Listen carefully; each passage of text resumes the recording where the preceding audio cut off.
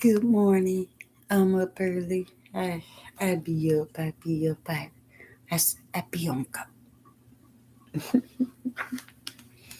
But I have a special treat since it's so early in the morning and I'm up. I decided we're gonna read the Song of Songs. We're gonna stay in the beginning on my video readings, but this morning I've decided I'm gonna read Song of Solomon.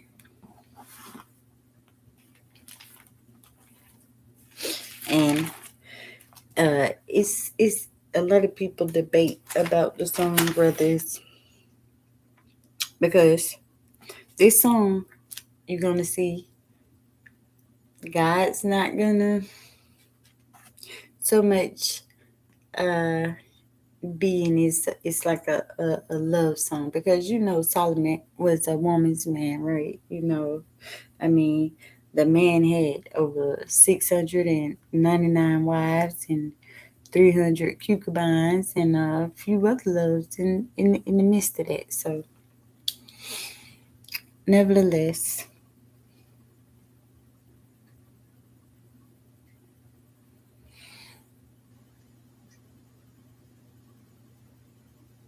I'm gonna go ahead and begin uh, this live with the Song of Songs read. The Songs of Songs, which is Solomon's.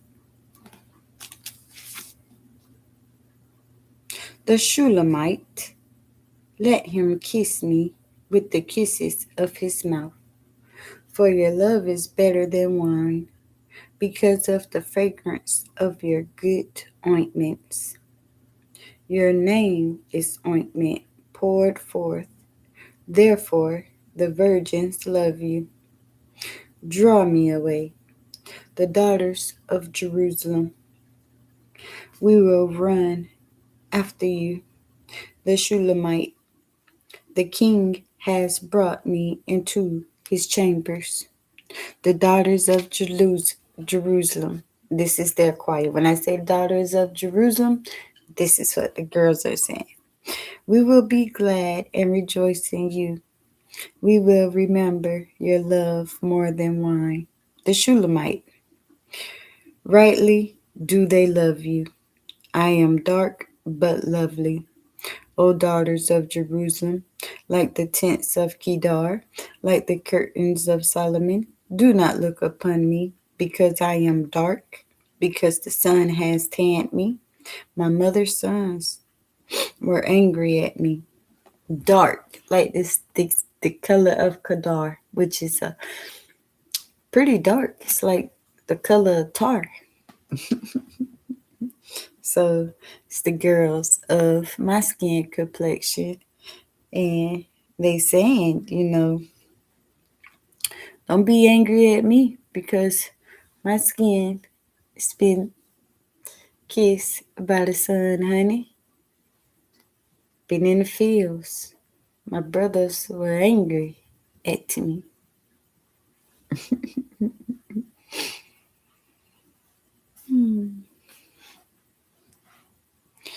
We will remember your love more than wine. The Shulamite. Rightly do they love you. I am dark but lovely, O daughters of Jerusalem, like the tents of Kedar, like the curtains of Solomon. Do not look upon me, because I am dark, because the sun has tanned me. My mother's son was angry with me. They made me keeper of the vineyards, but my own vineyard I have not even kept.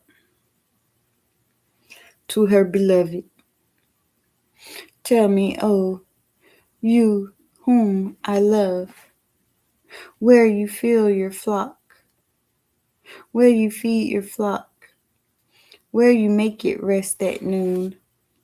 For why should I be as one who veils herself by the flocks of your companion, the beloved? If you do not know, O fairest among women, follow in the footsteps of the flock, and feed your little goats beside the shepherd's tents. I have compared you, my love, to my filly among Pharaoh's chariots. Your cheeks are lovely with ornaments, your neck with chains of gold.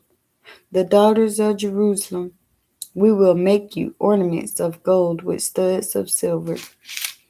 The Shulamite, while the king is at his table, my spikenard sends forth its fragrance. A bundle of myrrh is my beloved to me, that lies all night between my breasts. My love, my beloved, is to me a cluster of henna blooms in the vineyard of En-gedi.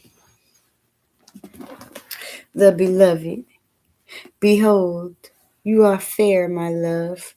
Behold, you are fair. You have dove eyes. The Shulamite, behold, you are handsome, my beloved. Yes, pleasant. Also, our bed is green. The beams of our houses are cedar, and our rafters of fir. I am the rose of Sharon and the lily of the valleys. The beloved, like a lily among thorns, so is my love among the daughters. He liked the daughters. The Shulamite, like an apple tree among the trees of the woods, so is my beloved among the sons. I sat down in the shade with great delight, and his fruit was sweet to my taste. Eating that fruit again, huh?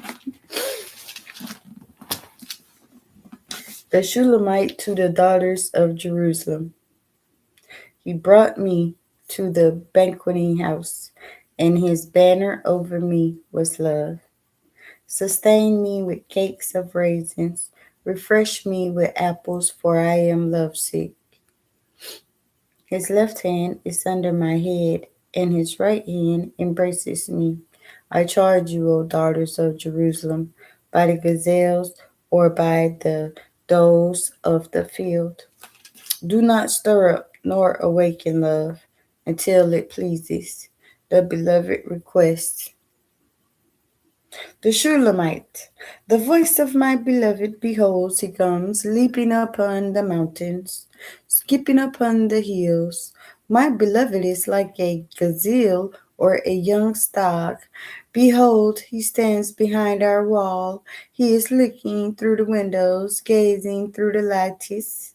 My beloved spoke and said to me, rise up, my love, my fair one, and come away. For lo, the winter is past. The rain is over and gone. The flowers appear on the earth. The time of singing has come, and the voice of the turtle dove is heard in our land.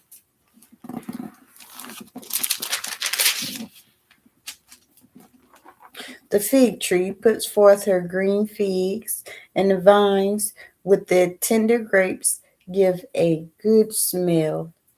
Rise up, my love, my fair one, and come away. O my dove, in the clefts of the rock, in the secret places of the cliff, let me see your face, let me hear your voice, for your voice is sweet, and your face is lovely. Her brothers. Catch us the little foxes that spoil the vines, for our vines have tender grapes. The Shulamite. My beloved is mine, and I am his. He feeds his flocks among the lilies. To her beloved, until the day breaks and the shadows flee away. Turn, my beloved, and be like a gazelle or a young stag upon the mountains of Betha. Troubled night with the Shulamite. By night, on my bed, I sought the one I love. I sought him, but I did not find him. I will rise now, I said, and go about the city, in the streets, in the squares. I will seek the one I love. I sought him, but I did not find him. The watchmen who go about the city found me.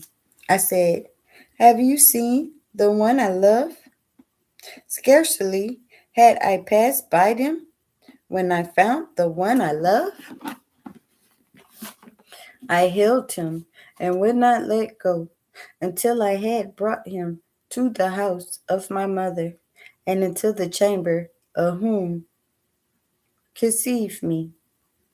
I charge you, O daughters of Jerusalem, by the Jezels or by the does of the field, do not stir up nor awaken love until it pleases.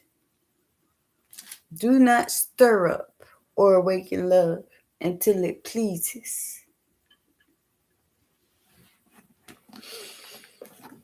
Now, they getting ready because King Solomon getting ready to strut through that thing.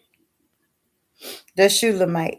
Who is this coming out the wilderness like pillars of smoke, perfumed with myrrh and frankincense, with all the merchants' fragrance powders? Behold, it is Solomon's couch, with 60 valiant men around it, of the valiant of Israel. They all hold swords, being expert in war.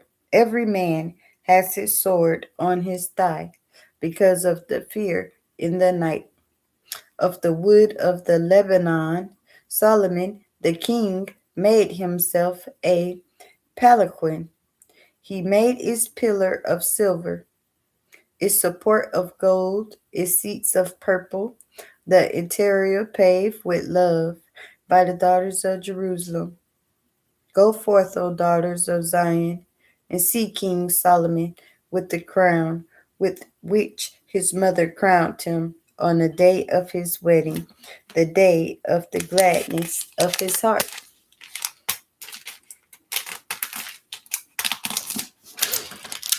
Here, the minute here is be sticking.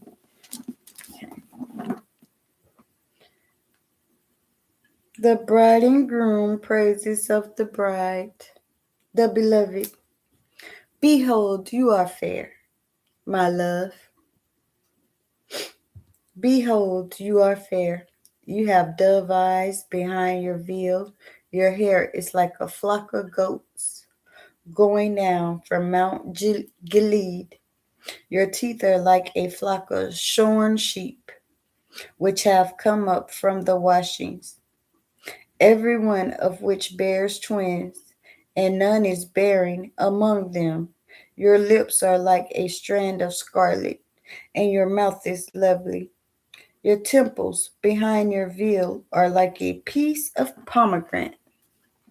Your neck is like the Tower of David, built for harmony, on which hangs 1,000 bucklers, all shields of mighty men. Your two breasts are like two fawn twins of the gazelle, which feed amongst the lilies, until the day breaks and the shadows flee away. I will go my way to the mountains of myrrh and to the hill of frankincense. You are all fair, my love, and there is no spot in you. Come with me for Lebanon, my spouse, with me from Lebanon. Look from the top of Amana, from the top of Sinir and Hermon, from the lion's den, from the mountains of the leopards. You have ravished my heart, my sister, my spouse. You have ravished my heart with one look of your eyes, with one link of your necklace. How fair is your love, my sister, my spouse. How much better than wine in your love, and the scent of your perfumes than all spices. Your lips, O my spouse, drips as honeycomb. Honey and milk are under your tongue, and the fragrance of your garments is like the fragrance of Lebanon. A garden enclosed in my sister, my spouse, a spring shut up, a fountain sealed. Your plants are an orchard of pomegranates with pleasant fruits, fragrant henna with spikenard and saffron, calamus and cinnamon, with all trees of frankincense, myrrh and aloes, with all the chief spices, a fountain of gardens, a well of living water, a streams from Lebanon, and the Shulamite. Awake, O north wind, and come, O south, blow upon my garden, that its spices may flow out. Let my beloved come to his garden and eat its pleasant fruit. The beloved. I have come to my garden, my sister, my spouse. I have gathered my myrrh with my spice. I have eaten my honeycomb with my honey. I have drunk my wine with my milk. To his friends, eat, O friends. Drink, O yes. Drink deeply, O beloved ones.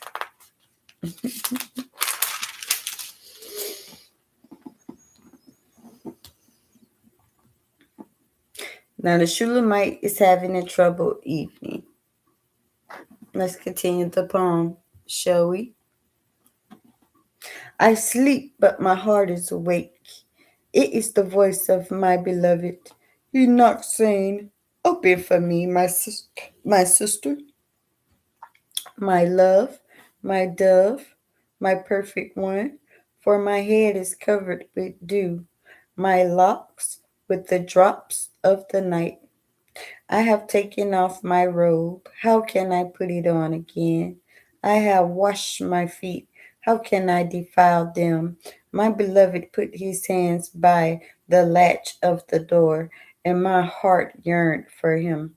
I arose to open for my beloved, and my hands dripped with myrrh, my fingers with liquid myrrh on the handles of the lock.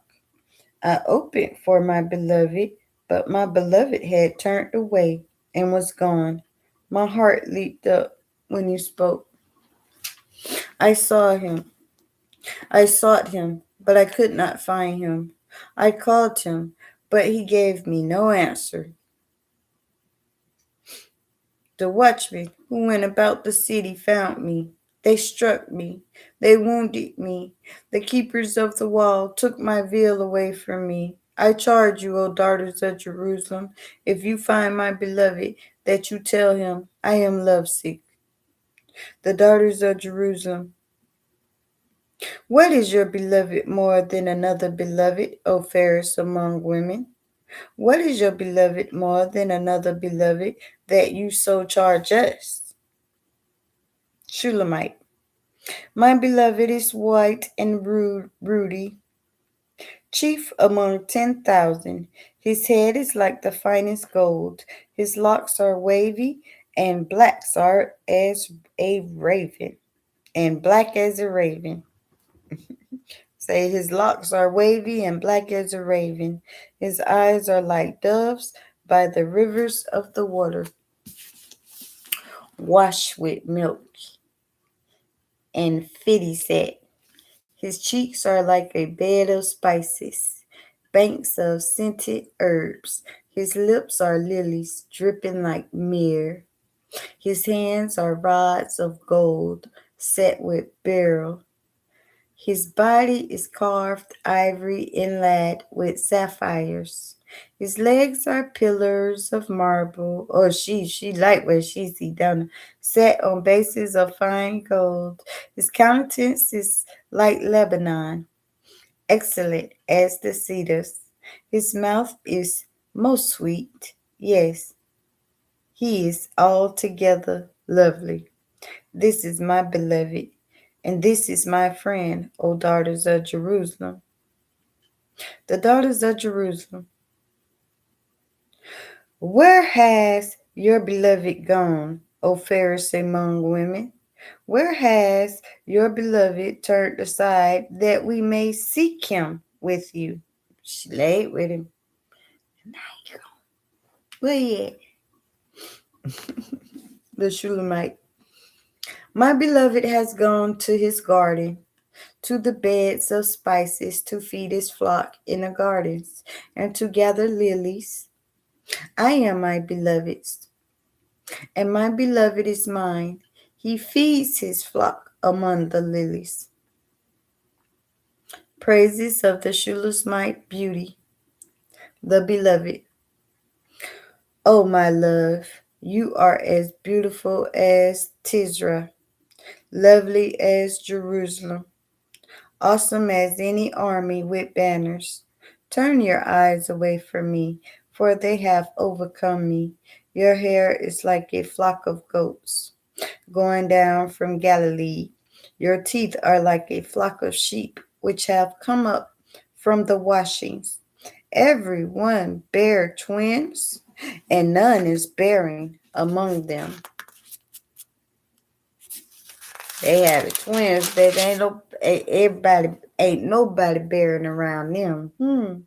Like a piece of pomegranate. Are you temples behind your veil? Are your he know them temples behind the veil. See, he playing. There are 60 queens and 80 concubines and 9 virgins without number. My dove, my perfect one, is the only one of her mother, the favorite of the one who bore her. The daughters saw her and called her blessed, the queens and the concubines, and they praised her. Who is she? Who looks forth as the morning, fair as the moon, clear as the sun, awesome as an army with banners? The Shulamite. I went down to the garden of nuts to see the vendor of the valley, to see whether the wine had budded and the pomegranates had bloomed before I was even aware. My soul had made me as the chariots upon my noble people, the beloved and his friends. Return, return, O Shulamite, return, return that we may look upon you, because she's so beautiful. The Shulamite. What would you see in the Shulamite as it were the dance of the two camps? The beloved. Let's do an expression of praise. How beautiful are your feet in sandals, O prince's daughters. The curve of your thighs are like jewels, the work of the hand of a skillful workman. Your navel is a rounded goblet. It lacks no blended beverage. Your waist is a heap of wheat set about white lilies. Your two breasts are like two fawns, twins of a gazelle. Your neck is like an ivory tower. Your eyes like the pools in the Heshbon. By the gate of Bath Rabbin, your nose is like the tower of Lebanon, which looks toward Damascus. Your head crowns you like Mount Carmel. The hair of your head is like purple A king is held captive by your tresses. How fair and how pleasant you are, O love, with your delights. The strata of yours is like a palm tree, and your breast like its clusters. I said, I will go up to the palm tree. I will take hold of its branches. Now let your breasts be like clusters of the vine, the fragrance of your breath like apples, and the roof of your mouth like the best wine. The wine goes down smoothly for my beloved, moving gently the lips of the sleeper. I am my beloved's, and his desire towards me.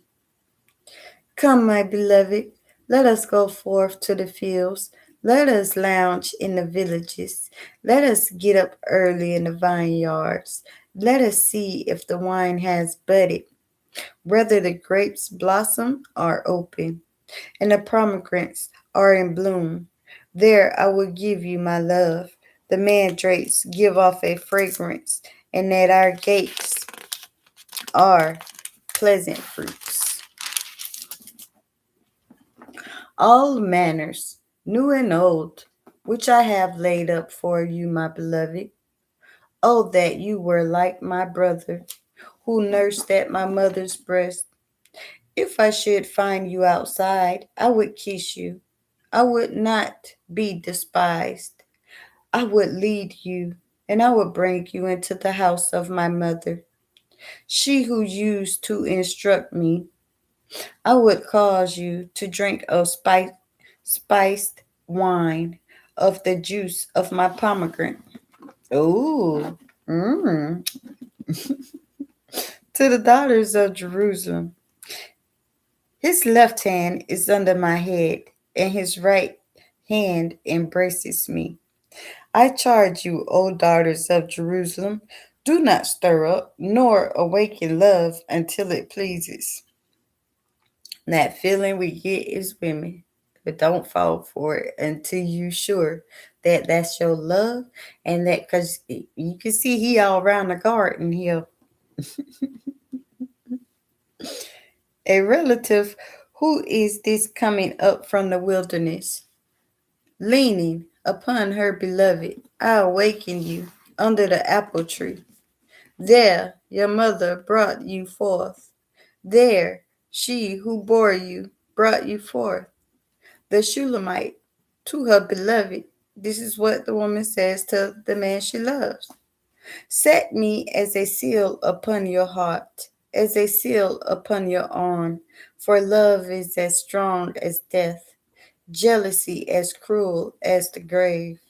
It flames, it flames are flames of fire, a most vehement flame. Many waters cannot quench love, nor can the floods drown it. If a man would give for love all the wealth of his house, it would be utterly despised. The Shulamite's brothers. We have a little sister, and she has no breasts. What shall we do for our sister in the day when she is spoken for? If she is a wall, we will build upon her a battlement of silver. And if she's a door, we will enclose her with boards of cedar. I am a wall, I and my breasts like towers. Then I become in his eyes as one who found peace. Solomon had a vineyard at Baal Hamon. He leased the vineyard to keepers. Everyone was to bring forth its fruits 1,000 silver coins to Solomon. My own vineyard is before me. You, O Solomon, may have 1,000, and those who tend its fruit 200. The beloved, you who dwell in the gardens, the companions, listen for your voice. Let me hear it. Here's the Shulamite.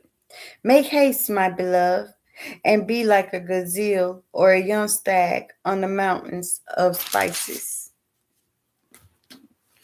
And there you have it. That was the Song of Solomon.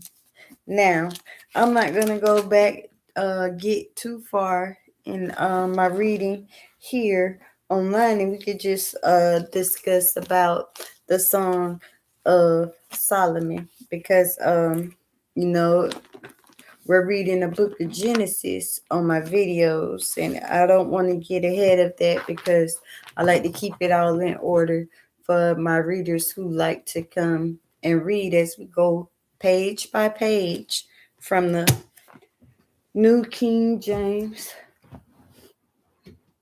All right. So that was the read time.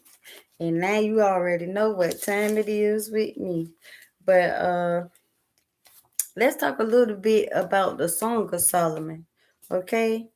Because I feel like it was a warning from Solomon giving women to guide their heart. You know, you're gonna feel something as a young girl. You feel all kind of, especially when you're young and you see that guy you like and stuff. Your belly get those butterflies, and you just get so giddy and girly. And you just be awestruck, but the whole time he's checking out the whole field of valleys. You know, he's checking out the lilies, the roses. You know, you see to him, he think the dark skin is beautiful of Kedar. You know, he's looking at the white girls with their long, beautiful dove necks. And he done described almost every breed and type of woman it is in this song. At least that's my view, what I got. If you didn't get it, go ahead, take a read and tell me what you got. But that's what I got. That's what I got.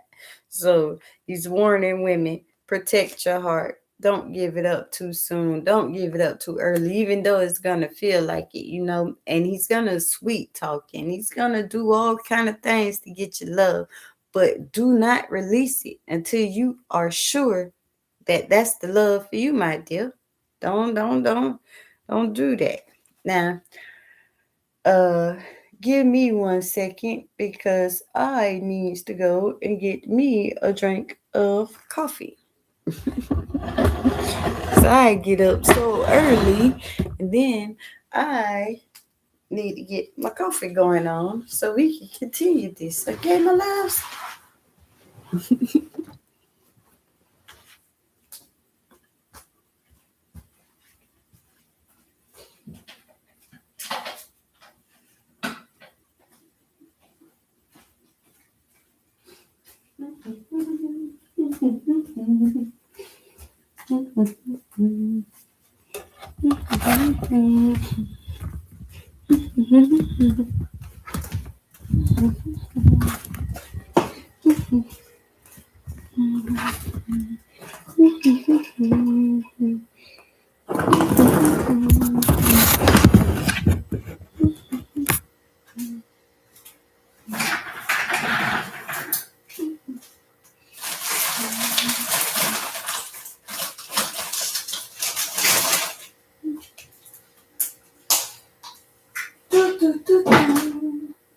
Who's calling me from?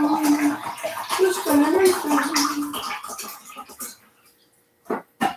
Is this Stacy? It's right. Hey, I know people ready to be turned. Not me, baby. Not no turned up in me. Easy Stacy.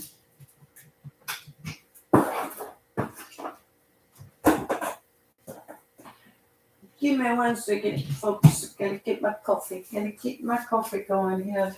Got to get my coffee going.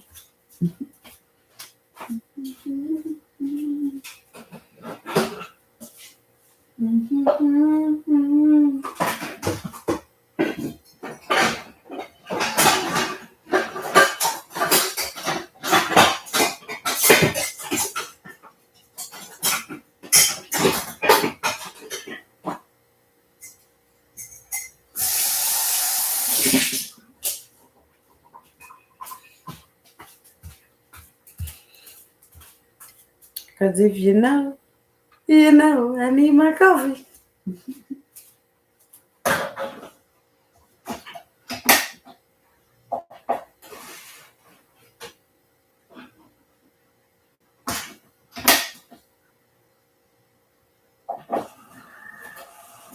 The best part of waking up is Folgers in your cup.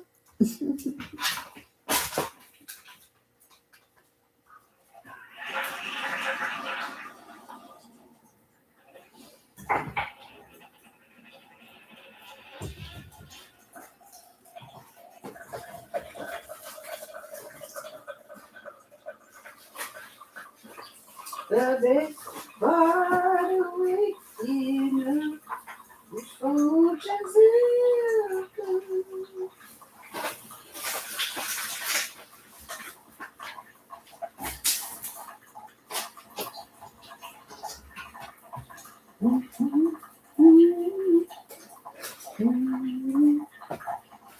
Folgers in your cup.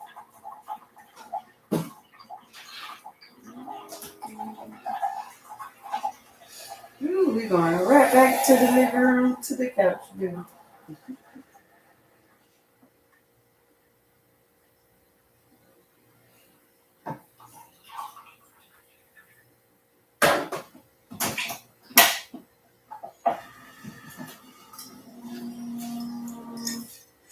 All right, we got coffee in hand.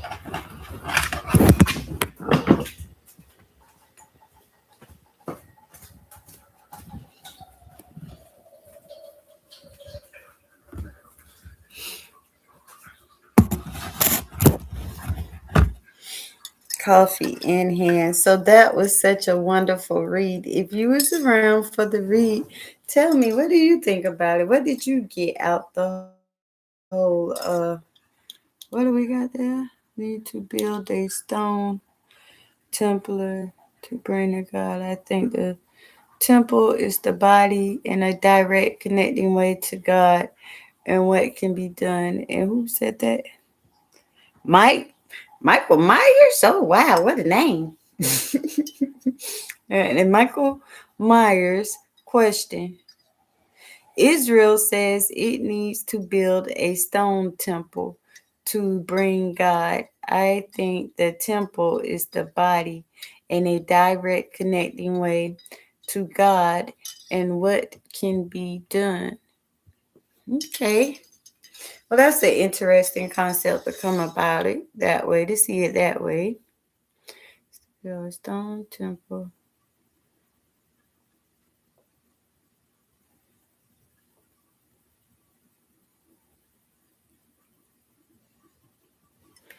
Hmm.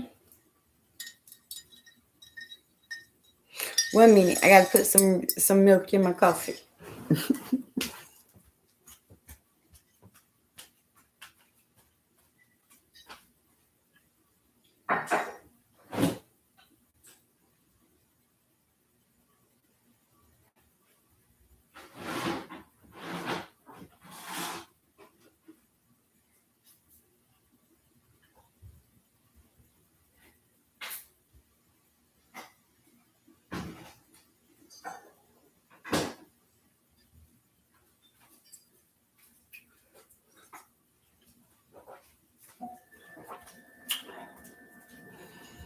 Oh my goodness, that is yummy to my soul. Oh, it is nothing like getting up 3 a.m. in the morning and get you a nice hot cup of joe.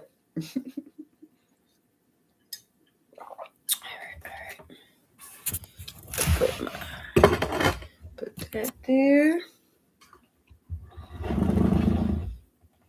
Okay, so you seeing it like basically like a union. It's that because to me, I get from it that this song is best taken as a unified, being unified, a unified piece, love, Song of Solomon. So it's a union. It symbolizes a union. So Is it the union of man and woman in holy matrimony?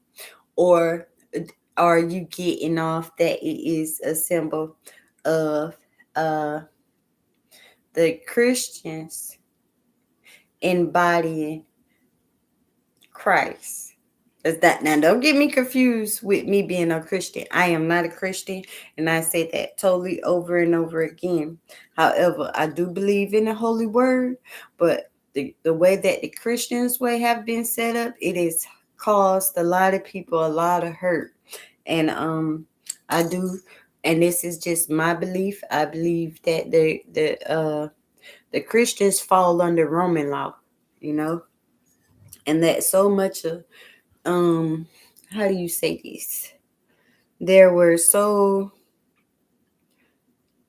much corruption and stuff that was done to the holy word, from Christians and the Romans trying to force everyone to see it their way, that well, to me it's just, you read, you get what you get out of it the holy way. Because with the way the corruption has been set up century after century after century after century, the truth is still in this book. The truth is all in this book. But you have to read it word for word to find it. Because, again, it's been tainted. It's been corrupted by so many different people. But yet the truth, it seeps out. It seeps out as the deeper you get into it, the more you read over it and over it and over it, it seeps out. The truth begins to seep out.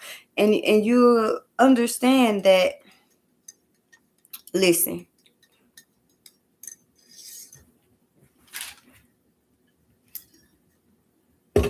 no person will be able to manipulate you with this book. Because right now, a lot of people use it as a manipulation tool. A lot of people will read you a paragraph, just like Solomon. Let's say this. Let's use this Song of Solomon. Now, in this book, Solomon mentioned 7 times. It'll be mentioned in First Kings. He's mentioned in, read and find out for yourself. But he's mentioned over 7 times. Okay, and some people would take all 7 times and they would flip flop. They would start here, then they'll flip way over and put you in a paragraph over there somewhere, and it'll sound good. It'll make all the sense to you in the world. But the question is it true? Did it really happen in that order? Or is someone trying to manipulate you? So, no, I'm not a teacher. I'm definitely not a preacher, because I don't believe that women can be preachers. Women can teach, but they can't be no preacher. I'm not no preacher. I'm not no teacher.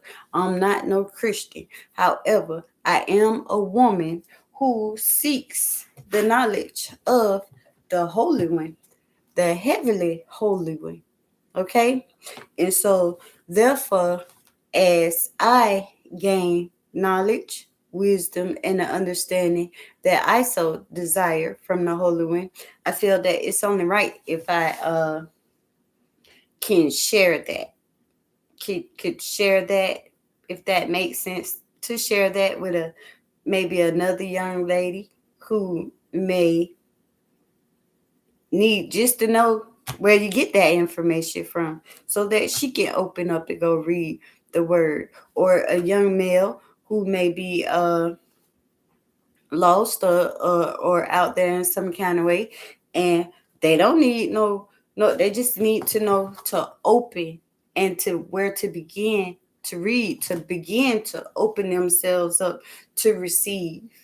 you know it's just, I don't know. It's kind of hard for me to explain it, but hey, if it's the way it's meant to come out, if it's supposed to come out, it's gonna come out. Cause, well, I'm not a speaker.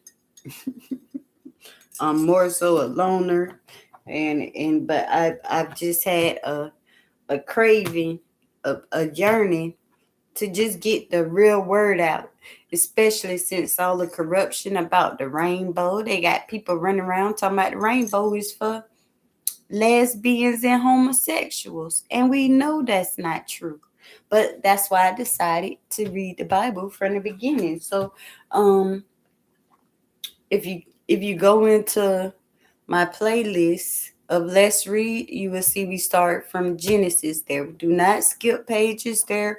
We do not skip words there. We're going word for word, page for page from the Holy Book. And I hope that we be able to start from the beginning and get to the ending. But I can only hope that, because one thing about me, I can't sit here and promise what I'm going to do tomorrow, the next day after that, because truthfully, I don't know. I don't live my life like that. I wake up and God give me the breath in my nostrils that day, and I'm able to go that day, and I do what I need to do that day. And if you give me breath for the next day, then I'm up doing what I need to do the next day. Other than that, it's day for day with me, baby. Day for day. What is good? It's a lot of stuff. What is it? Mike Myers, Mike Myers, Mike Myers. Well, women are temples as well. Correct.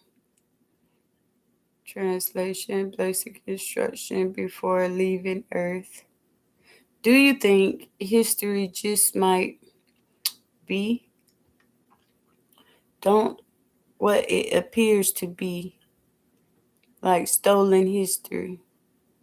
Do you think history just might be, don't what it appears to be, like stolen history? Well, I think, let me see. Let me see how what I get at what you're asking me here. Do you think history just might be, don't what it appears to be, like stolen history? Right. Like I think I get what you're trying to say. Trying to say like not what history appears to be. Not what it appears to be, but what it actually is, correct. Now, we wouldn't actually bite in, but just from as you can look around and can tell a lot of corruption went. So history ain't being told correctly at all the way through. No, it's not being told correctly. Yes, history is corrupted. Duh. We've had slaves after slaves and masters after masters, and the power exchange from too many different hands, and each time the power exchange, they changed something different in the way it was written. It's so you have to read and gain an understanding of, how you say, not when you read this word for word, it's more like a motivational book, is what I like to tell people. It's a motivational book, and you read that with common sense, and you open your heart up to it, and what's meant for a person to get out of it, they gonna get it. Everybody ain't gonna get the same thing, because it ain't for everybody to get the same understanding out of it, period, if you ask me. But yes, I do definitely agree. History was stolen and rewritten over 1,000 times. But somewhat, the truth still lies. The truth still lays beneath and in between the words. The truth is in there, because humans can corrupt a lot of stuff, but what they can't do is overthrow God. And when God wants something to stick with the people, his children, it's gonna stick. So they might have changed the storyline or the story plot, but the whole meaning, the whole purpose is still there. And it's, to me, it's all about genealogy. It's all about genealogy. It's all about knowing what hell. Give me a moment to drink this coffee because I'm still getting up. And like I say, I'm not a good public speaker, but however, I'm gonna give it a show. I'm gonna give this here a go because, well, I'm tired. I'm tired of working. A lot of people don't know. You probably don't know, but all I do is work, and I'm tired. And now I want to try to figure out me a way to do something else that I love, and give me a way to sit down and rest. At the hot sun, because as you can see, my skin is as black as the keto from the sun. My people was a little angry at me, and they had me out there working the vineyards and the fields. You understand? So when you read, you get feels out of this stuff. I get all kind of different feelings, and I don't know. I don't want to impose it on people. I just want people to read and get their own understanding. As you read and get your own understanding, that's the best feeling in the world, because I tell people all day, preachers, they sin, and prostitutes, they pray. But people don't see it that way. It'll never be seen that way. Because in today's world, and I mean that, in today's world, we got preachers that's out there sinning, and we got hoes out there that's praying. They're going hand in hand. They're going hand in hand. My goodness, they going hand in hand. Hold on, I'm gonna get me a gingerbread cookie to go with this here coffee.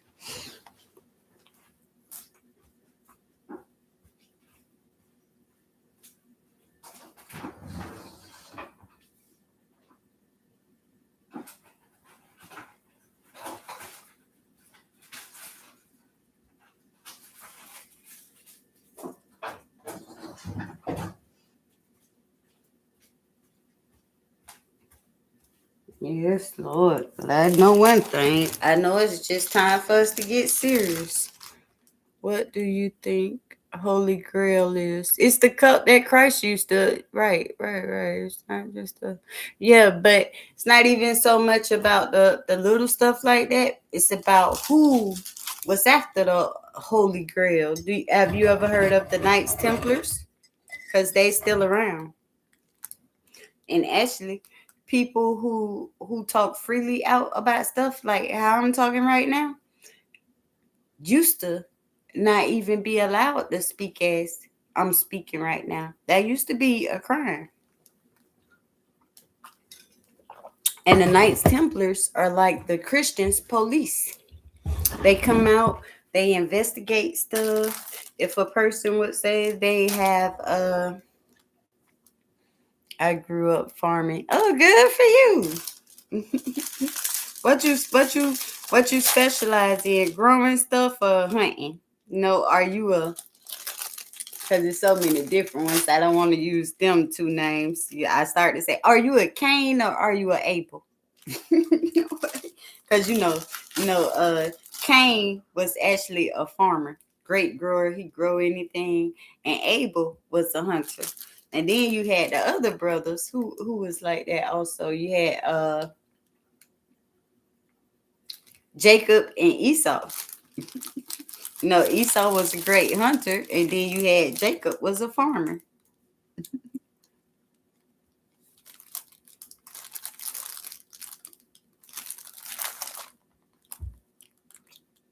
And where you grow up farming at?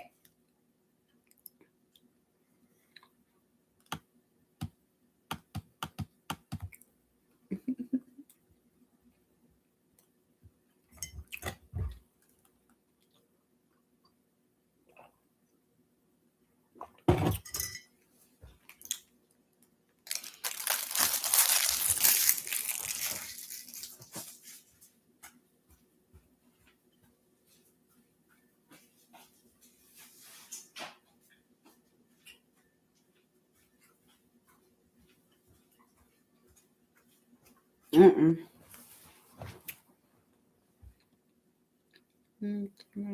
Grail. Yeah, the Holy Grail.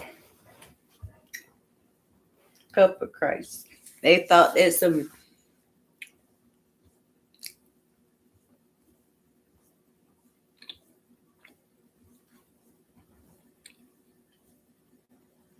the red heifers that were sold to Israel came from our farm. Went to Texas and sold to Israel.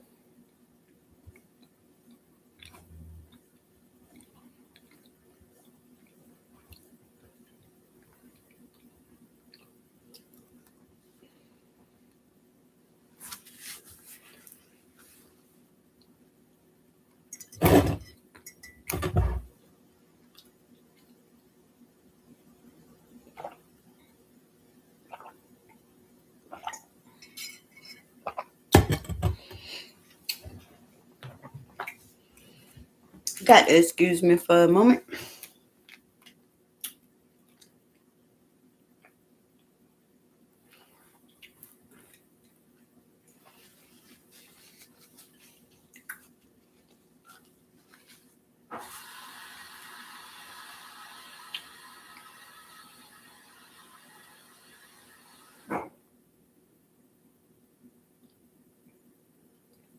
Hmm.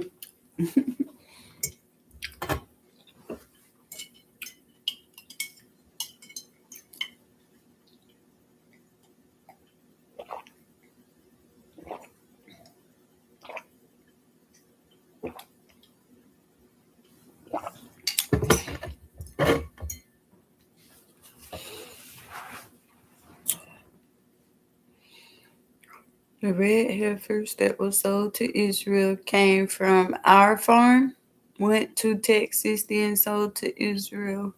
Red heifers, hogs, sheep, peacocks, and more. Corn, beans, hay. Well, hey. I guess you him then. Hmm.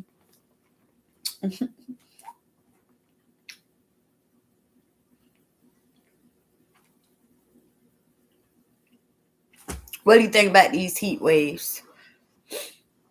Let's talk about it. Let's talk about these heat waves going along. What do you think about that? Do you think that comes from the gay people of the world? Because to me, that's what it's giving to me. I don't know. To me, it's giving that when back from all the way back when Noah, when the first time God, you know, flooded the earth and stuff because all that stuff was going on. And back when he made the covenant with us and he told us he wouldn't, you know, flood it all over again and stuff, but it will still be consequences if he had to. I think this heat is a way of, God showing us his displeasement for the way that people started to disrespect the rainbow. That's just something that I feel, you know. And if you look around, it's true because what first went up to blaze is California. It's like everywhere. All those famous rich people who put themselves on the shelf and was acting so, you know, like all of them just started catching a blaze and catching a fire. And in a lot of places where they let the LGBTQ community take over a lot. Look like them most places that's burning up everywhere. Just my thought. I don't know, but to me, every time I think of it, it's giving me back in the beginning when God flooded the earth because He couldn't stand what was going on. I could be wrong though, because like I say, I'm just a human soul. I'm just a person, and I'm just a person with a desire to know. Not saying I know, a desire to know. A desire, because I do believe this. If you go for good, if you apply good, if you search it for the good, you can only come out with good. You may have a little, complication or situation as you're searching for the good, but at the end of the day, as long as you're attempting to do good, you should come out with most good. You know, and that's just the way that I see stuff. And I've grown accustomed to basically it's gonna sound a little selfish and all of that, but the way the world is today, I try to just lean into what I can solidify for myself. What I can solidify for myself, because the world's so unstable and so shaky today that I feel like it'll be man. I ain't gonna just keep talking about what I feel like, what I feel like, what I feel like, what is that, right? Because I just don't know. That's just what I feel like. That's just That is just what I feel like. I just feel how I feel. I feel how I feel. And I know it's a good feel, you know, and to me, that's all that matters, because I don't get into the whole, the Bible battles, because a lot of people like to get into Bible battles. No, I like to get into we could get into it. We could talk about it. We could debate about it, because I'm a story reader. I read the stories out these Bibles constantly over and over. I love the story. I love the whole, the plot, the plan, the how they got through it, the stuff that people don't try to, the in between words. Put it this way, because all of that is what tie it together. Because like I said before, you could separate paragraphs and it'll still make sense if it's tied together by the person who wants whatever the person wants you to think. This book can be used to manipulate. This book can be used to manipulate. That's all I can tell people. It can be used to manipulate. So if you don't want to be manipulated, read the whole thing. That's all I got for people. Read the whole thing, because what I get at this thing and what you get at this thing, it's gonna be two different things. But overall, it should come out to about the same thing. Because truthfully, it's just teaching people common sense, morals, you know, a way to lead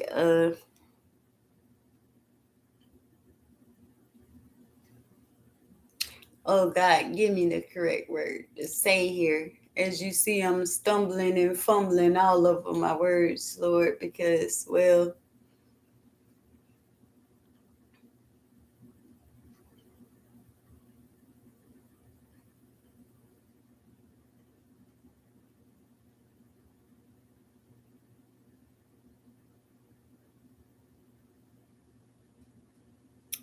that was nice. Okay.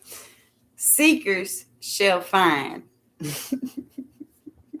That's what I got. That's what I say. Seekers shall find.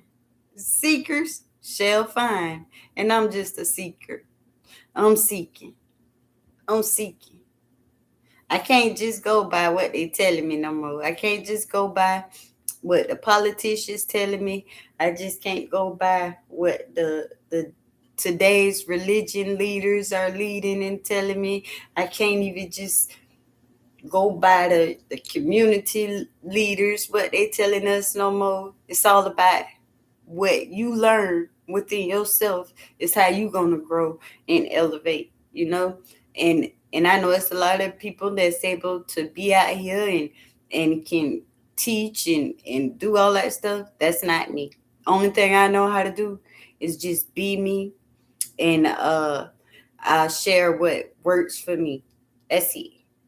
You know, and hope that it works for anyone else. That's about it. Hope that it works for them same way that it's working for me, because I am a self-raised person. You know, my father in prison, been in the prison mostly all my life. You know, my mother was a prostitute, dead and gone now. God bless her soul, but prostitute, died from them three-letter words. Uh, so I just been a lonely child out here for all my life, like, and I've been protected by I don't by God all my life, like, and some stuff I've been through, I'm grateful I don't even look like. And I remember some people in my life who came through who didn't want anything. They just wanted to make sure that I had a knowledge of some sort and just carry on. And that's the kind of person that I just wish to be in this world. A person to give back the way it was given to me. And the way you give back is simply by planting a seed out there. Just throw it out there. It's just throw it out there. And whoever it was meant for, they're gonna pick it up, and they'll be dropping the seed along to it. It's just like that. It's not no, like, I don't know. You can't look for validation. You can't look for payments. You can't look for acceptance. You just gotta accept you, and you just gotta know what it is that you doing, and how you doing it, and where you coming from doing it. Because like I say, I'm just a orphan child, motherless child, but I got 7 children myself, and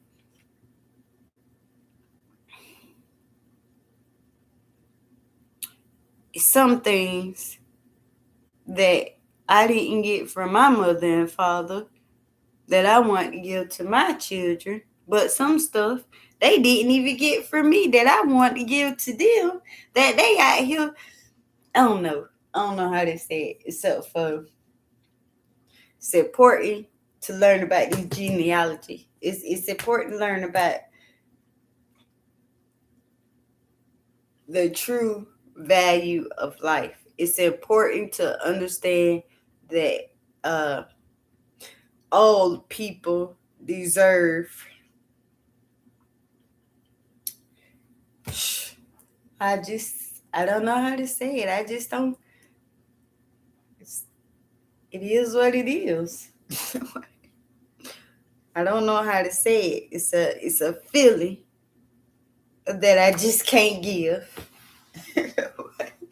And that's the best way I can explain it. It's a feeling I can't give. You can only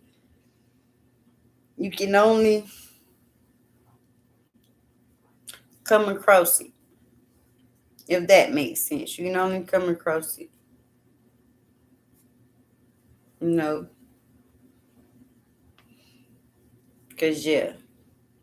And mind you, I be the oldest child. I have siblings. And I am firstborn, and I am the oldest child.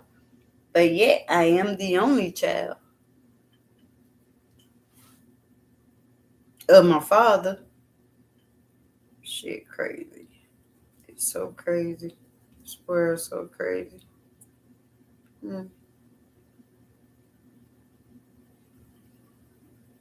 I wouldn't even know how to begin it. No. Except for that's why it's important that we establish a connection within ourselves with our Holy One. And No matter relationships with any other person, walking, breathing, or living. That's the most important relationship you have with anyone. It's between you and your creator, your holy creator. Because we have human creators are our parents. And everybody parents ain't good. I just gotta say everybody parents ain't good. Trust me.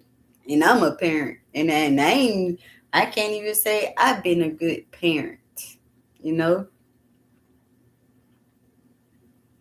So that's why I'm glad we born with our own brains, our own hearts. And that's why I'm glad that God gave us our own ability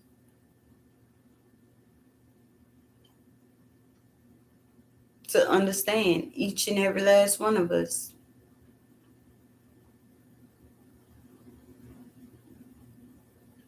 Hmm. That's a blessing on its own. It's a blessing of its own. Oh my goodness, what is that? What do you think the Holy Grail is? I grew up farming the red heifers, the hog sheep cups, and balancing something that needs to be made right that happened in the 80 period. Princess Diana. What are your views about Princess Diana? Oh man, Princess Diana was, well, we know she was a princess, but I think she was just caught up in all that scandals and stuff over there, and she probably wasn't even with a lot of stuff they had over there, because them queens, uh, well, I hope the Knights Templars, if people don't come after me, but I'm about to say what I'm about to say, because I truly believe them England people over there, they got a lot to do with this human trafficking stuff. And I think that they the ones who taking all our little black girls, or they want our virgin blood, they want our blood, they want the richness out of it. They want it. That's all I can say. The queens, they bathe in our blood. The rich, the Madonnas of the world, the man, this stuff gets deep. I don't even want to say half of the stuff I want to say, because we on live and I know they screening and catching everything. But listen, I do believe she was not a part of what the queen them had going on with that, like between the human trafficking, between this and between that. And I believe that she was kind of unstable, like mentally, like when you see so much stuff, right? And it starts to get to you, you get shaky, you get nervous and stuff. And I believe they were scared that she was gonna blow the whistle or let it all out or start to reveal stuff. So they did what they always do: assassinate before the truth can come out and confuse the people brain, make us think it was an accident or something. At least that's that's my views on Princess Diana. I believe she was black to blow the whistle, and they had to figure something out to get rid of her fast. God bless her. Rest in peace, Princess Diana. But yeah, that's what I get from it. They want our blood, and they do. They want our blood. They want our richness out of it. That's where all our girls at. You know, these these rituals on them islands and stuff that they talking about. They ain't talking about it all. They ain't talking about it all. No, the politicians all across the world, all of them. Not no just no this one, not no that one. When you look at some of these people, we don't know the truth. We just people out here thinking, guessing, whatever, however, but they story plot falling apart. That's all I know. And like I said, I had so many dreams of seeing children being hidden in walls and under cellars and stuff that I just know that it's something with them England people, still with our African people and American rich ones. They want our young girls' blood. I don't care. They want that young, they want our young virgins' blood. They want it for their skin. They want it for so many other things. The rich ones. That's just what I think. So I think young women, young women with the skin of the Kida, stay safe. Young. They want us young. They want them from the babies. They want them. And they want to take them and they want to feed them the bestest of the best fruits, the bestest of the best drinks. And they want to keep our blood rich and warm just so they can and drink it. Scary stuff going out there in the world today. Princess Diana, what are your views about her? Knights Templar and the Sickler story is bullshit. No, the Knights Templars really are real. They really are real. They still exist to this day. How can you? They like the Christian police.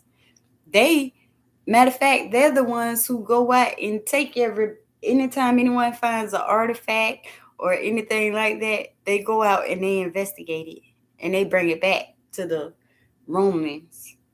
See, so I feel like this, anything America say that pertains to this is just BS.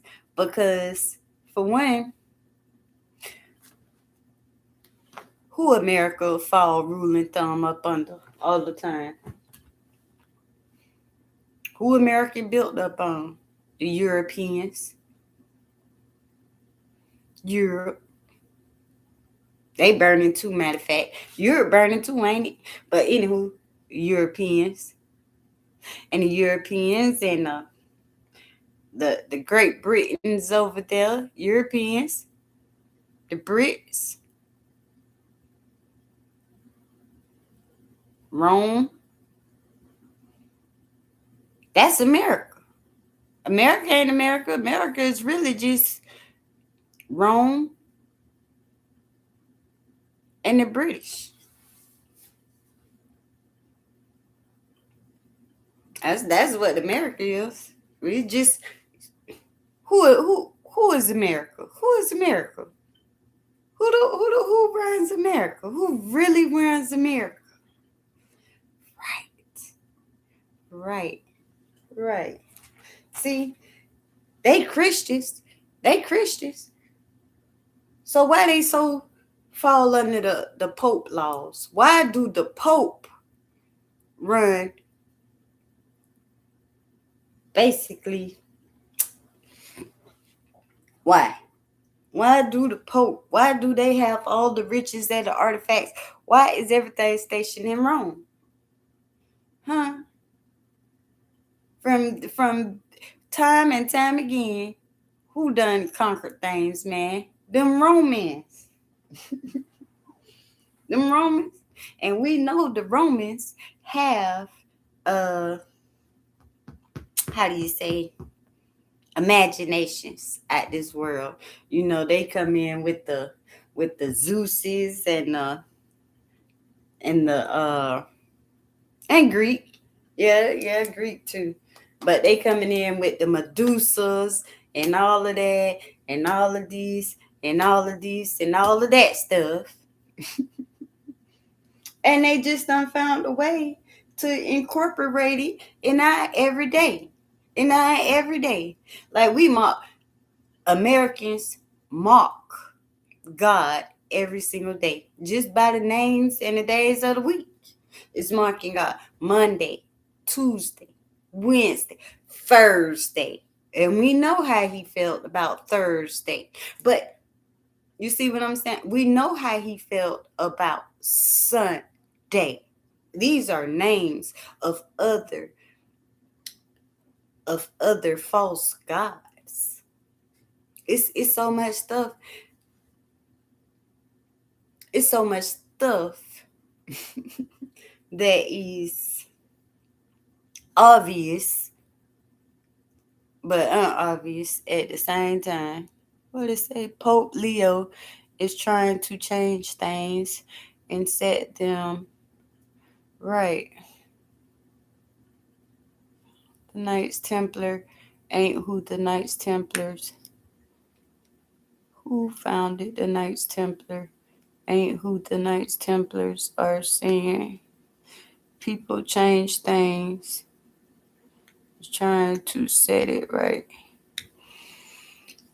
You think so? You think the Pope trying to set it right? Because the Pope job is to keep the ancient secrets secret. Popes ain't poping no more. And the last Pope, who that was? Pope Francis, who opened up all those portals when he went to the world's most evil prison. Did y'all catch that? And open up the portal. Did you catch uh Pope Francis wanted to let everyone know right at the end, and then all of a sudden he died, that all religions are talking to the same holy God, just in different languages that God broke it down so that we as humans couldn't all communicate as one, but they're all able to communicate with God. You ain't notice that? Pope Francis was releasing some truths. And all of a sudden, bloop. And I find it weird that he was, when he mentioned the opening of the portals, we people had just started to get to know the word of portal. They've been telling us since how long ago? Portals was just something we seen on TV, like made it seem like it was fake and blase squaze. But now portals are real, huh? The opening gates are real, huh? Run religion only. No other Christianity things. He's trying to clean up the money situation. One religion only. One religion only? You trying to I don't know, man. I don't know about them popes and the cardinals and all of that, because to me, they the ones who doing more rituals than anybody. View on MK Ultra. What's my views on MK Ultra? Oh, Israel. That is definitely real. Let me tell you something. All the it's a government weapon. It's a weapon. And they are using it. And let me see. Mind control is what it's called. Mind control. And some kind of way, I feel like they have developed a way to read people mind frequencies. Like how do you say? Like how they take our vitals, how they can read your heartbeat, how they can all that stuff. I think now they found a way to be able to read people mind frequencies.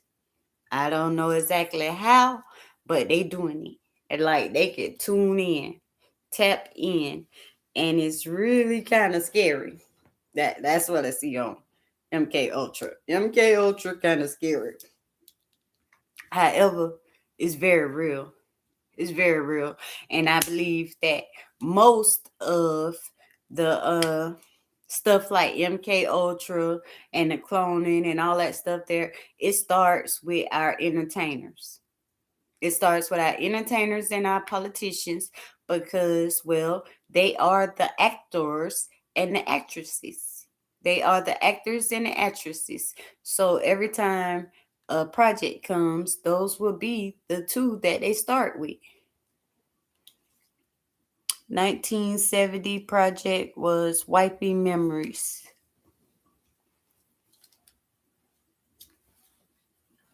Wiping memories of what, though? Do. Holy girl. Do. Hey, question. Do you think that President Trump is kin to Esau?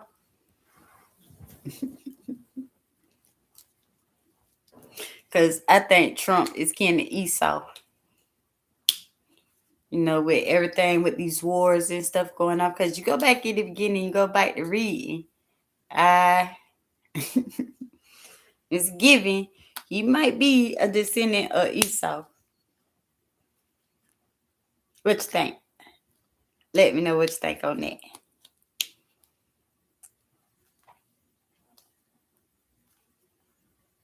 Red hair everywhere. Eagerness everywhere. Not eagerness. What is called? Cockiness.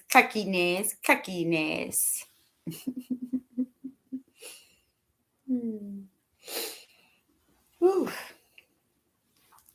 I know. Let's see what's going on this news, and then get my 2 cents chime in on it.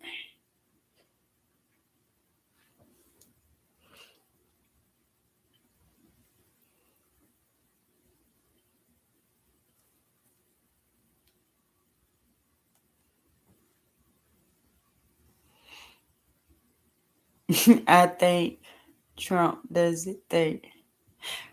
Yeah, but I also do think he's a descendant of Esau. And I say that because, come on, man. It's a people got to admit somebody covering this dude.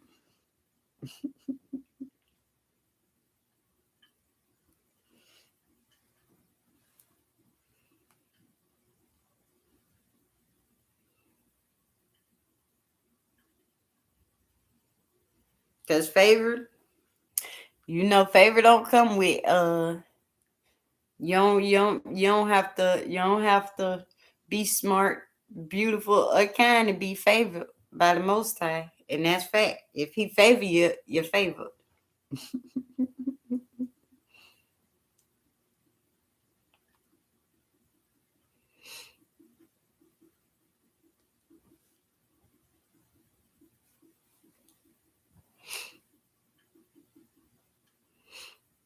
But my biggest thing is I don't know how, but I know we got to protect our girls. We got to protect our girls. We got to protect our girls. And that's what they don't want to tell us about them Epstein's files and everything. They trying to make everybody think of everything except for what we need to think about our girls.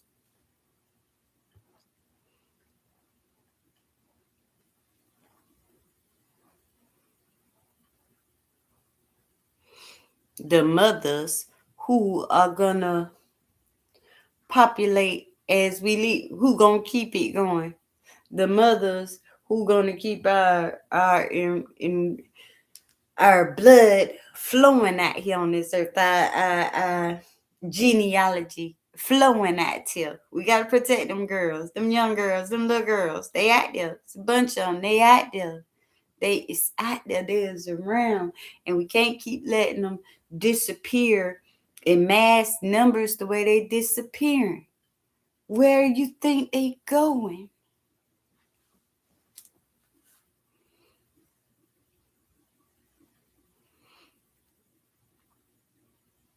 Where you think they going? No, I think I know. I think I know. You know, and it's so sad because you can almost see the people who get involved with them. Look at the Angelina Jolie, Madonna, these kind of people. What they keep around them? They keep our young, beautiful Kidar around them, don't they? Huh? No different than the queens, some of the queens of England in the past. They kept beautiful young girls with the skin of Akita around them. They fed them good. They fed them the bestest of the bestest and everything, and watched them age gracefully only so they could take it and benefit from the blood. The blood is a real. I don't know much. I don't know a lot, but I know blood is a real. The blood is a real living thing.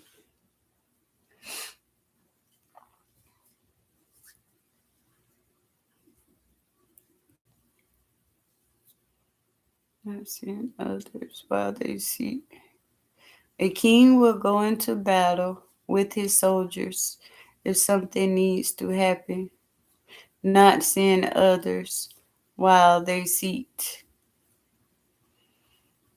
In an agenda is what I think. A king will go into battle with his soldiers if something needs to happen, not seeing others while they seek.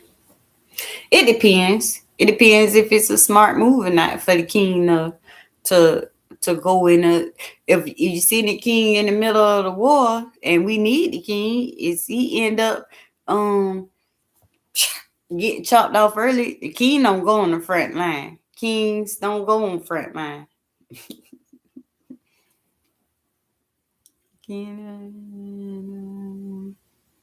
Unless they're an arrogant king. Now, an arrogant king will go on the front line. That's the way I feel. Like arrogant kings would be the first one to go out there, but that's not smart. Unless you just a king of the sword. You're king of the sword and all you know is the sword, then you should go out on the front line. But it depends on uh what kind of king we talking about. Is it a king of knowledge and wisdom?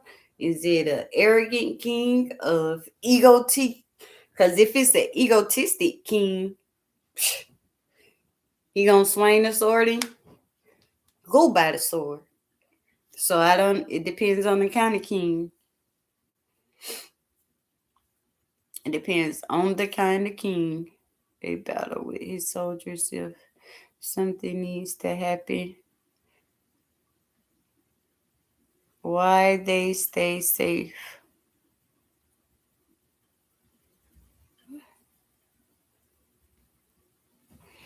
Oh, while they stay safe. A king who has full faithfulness in God will stand on the front line with him. What? A king who has full faithfulness in God will stand on the front line with him, with God. Correct. I can get where you're coming from with that. The king and God. Correct. But everywhere the king is at, God gonna be at anyways, right? So if if it's in that okay, lion, king who has and God will stand.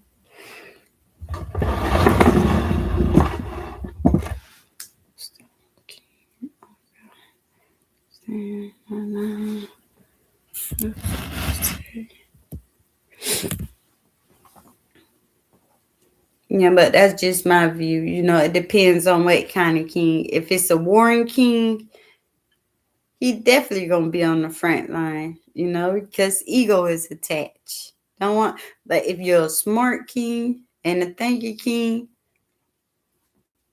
I don't know, because I feel like I wouldn't want my king on the front line if he the one who got to come up with the.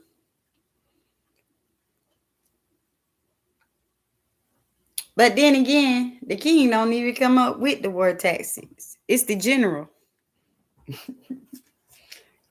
The general, the one who's gonna call out and make the plays and moves anyhow. Anyway, correct?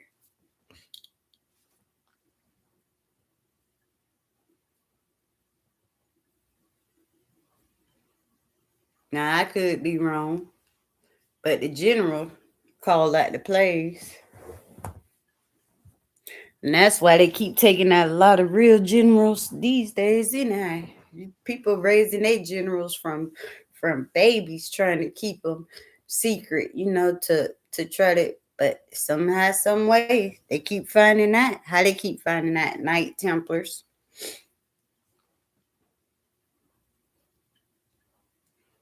Mm, Cause they very real, and I better start saying their name, cause I don't want no smoke. Knight Templars. As you can see, I'm just a lady just sitting here speaking of what do we call these? King, lion, God.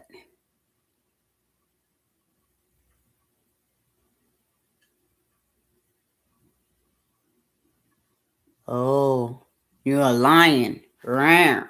Mm.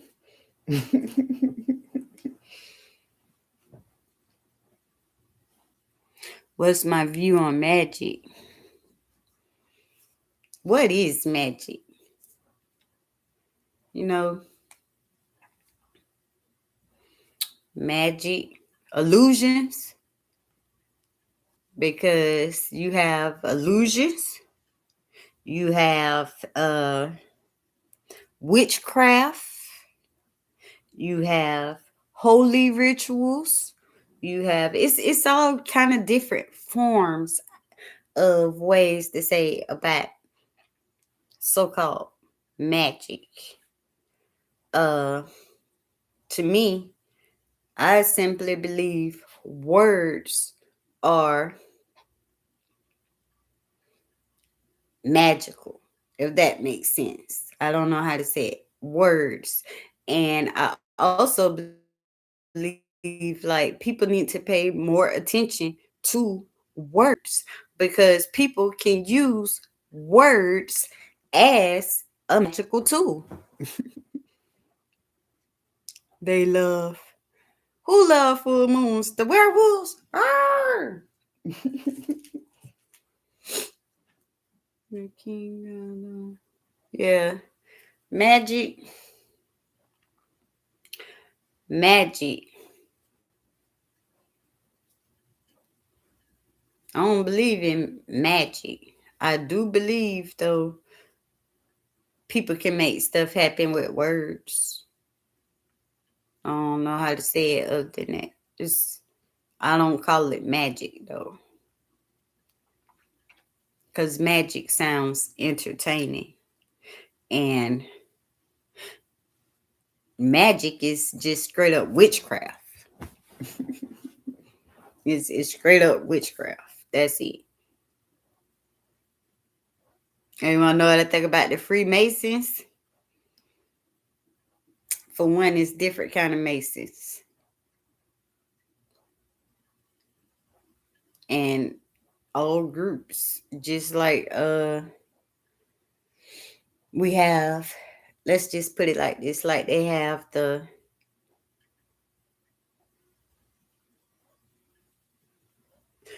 churches have the breakdown with the Baptists and the Pentecostals and all of that stuff. I feel like the Masons have that too. You have the Christian Masons, you have the Satanic Masons, you have different groups of Masons. So it's all about whoever you, whichever group you connected to, whatever type of Mason you connected to, because it's full of different ones. It's different groups, different organizations, different entities. And even though they begin with the same kind of they started somewhat the same kind of foundation, each one of them is different, if that makes sense. They Same but different groups of them. There you go. Witchcraft. Yeah, magic is witchcraft. What you mean? Cause baby, if you can't pray about it and just see it through, you got to go and doing all of this and doing all of that and cast the spells amongst this and amongst that. You're a witch or a warlock. You can't just pray about it and move forward. If you feel you got to do X, Y, Z, and Z, Y, X, that's witchcraft to me. And what you is, Mr. Myers, is use what's your religion? What's your belief? Not religion. What's the belief?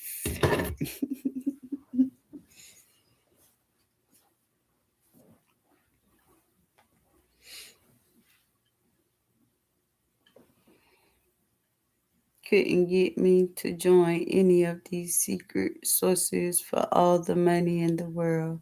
God doesn't want secrets, nor does he like them. Correct? Correct.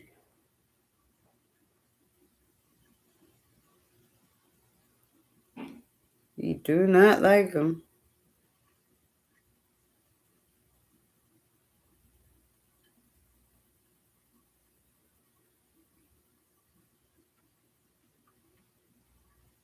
But people doing a lot of stuff that God don't like anyhow. Anyway, they still do it.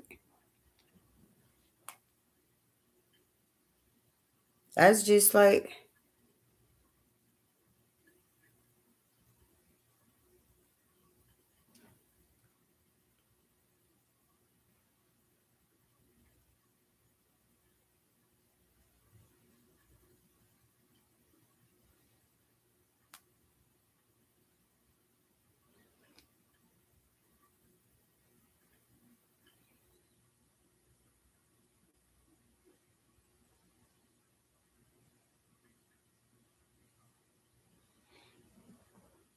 true.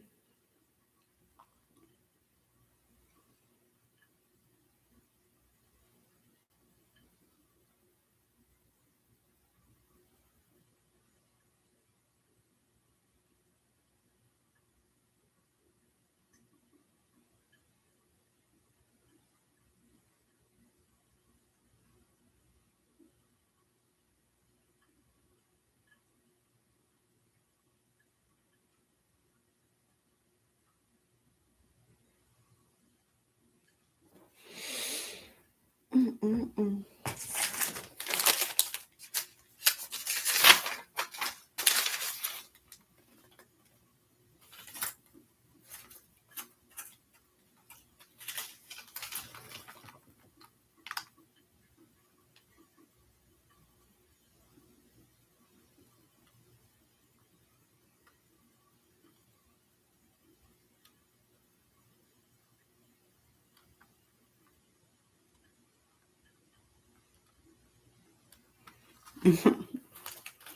Uh, that's my best friend both ways.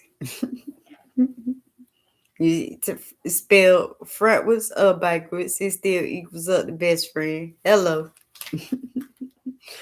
dog, God, God, dog. However, very highly best friends. The only two you should trust in the world. The only two you can trust in this world. God and a dog. A dog and God. Correct.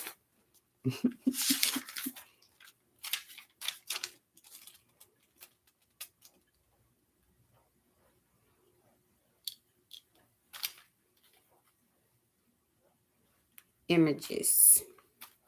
Well, images are just images, pictures, thoughts. Whatever you look at, whatever you see, whatever image you get out look at an image, put it a view, a image. A image is to me, it's for one type of illusion. a type of a way to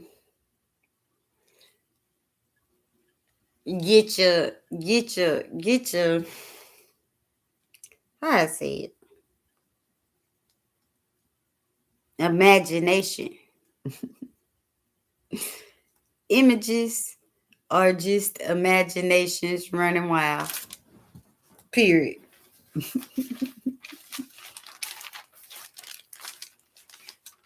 Just imaginations and strong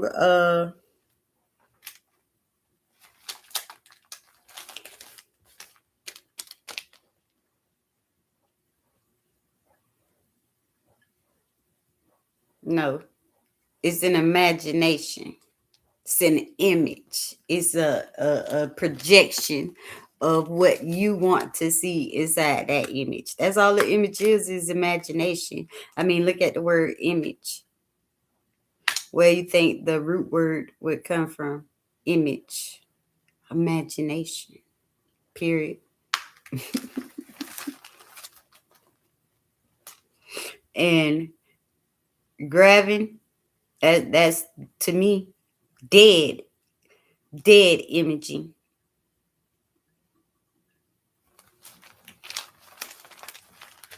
Dead imaging.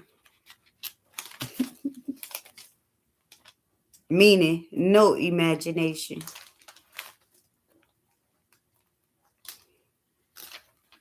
Has no true worth. None. It's just a photo or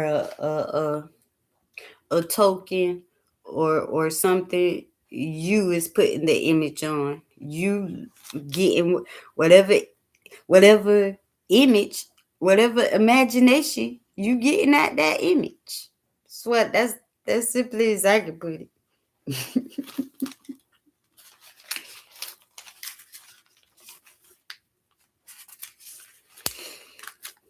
Simple.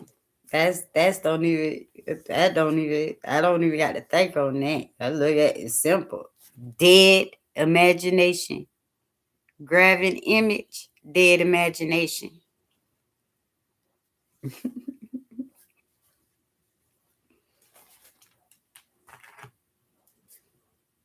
Meaning, to me, you need to see something. You need to see something to believe it.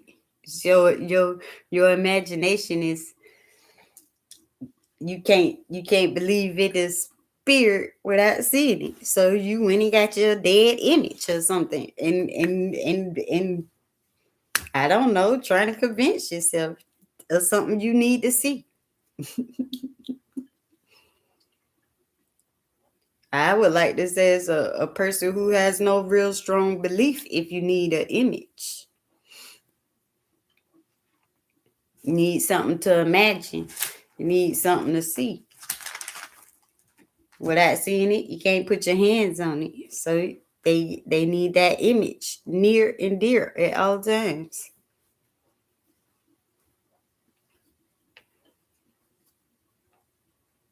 The way I see it, at least.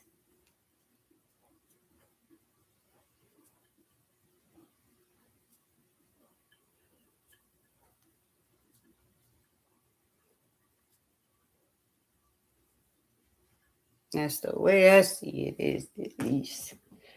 People don't have a real strong imaginations these days. Yeah, I got 7. 3 boys, 4 girls.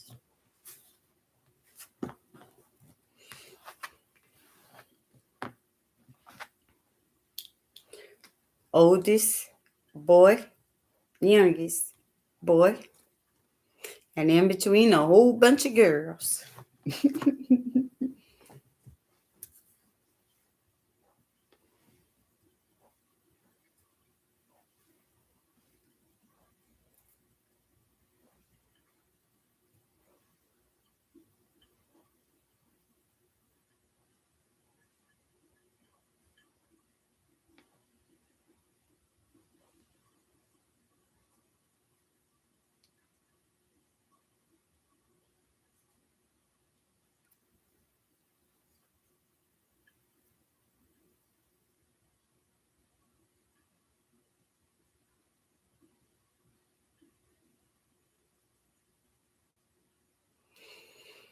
Yeah, it dropped because people ain't having kids no more today. For one,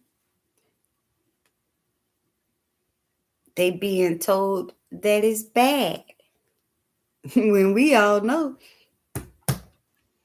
that's a blessing from God to be able to be fruitful and multiply, and that's part of life is to keep multiplying, correct?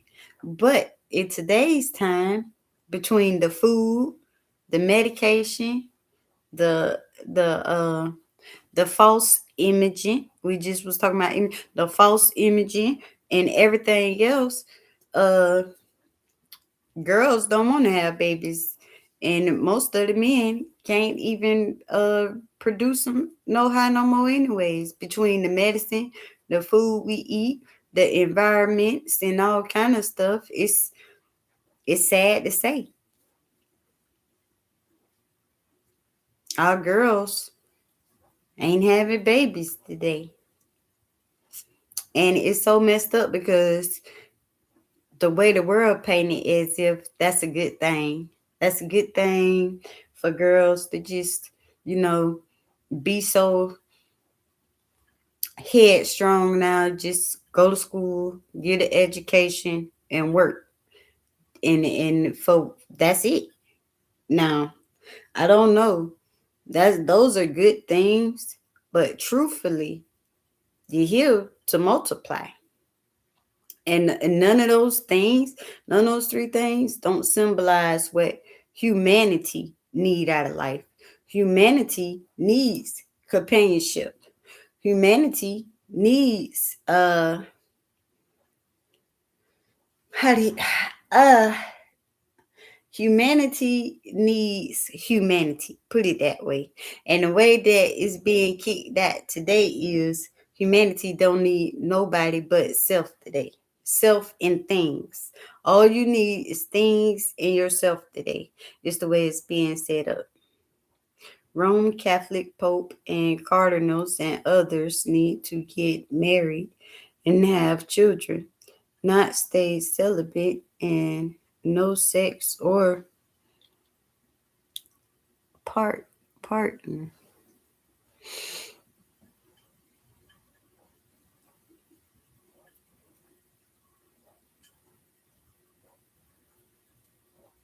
Well, for one,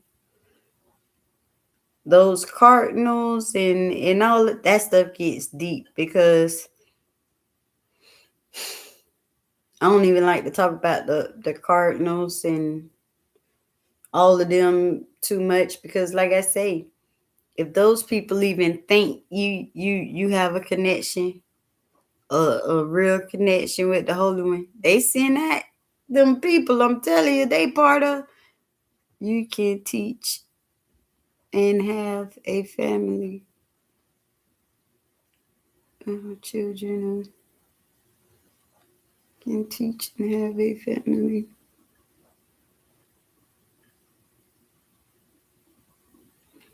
What that mean?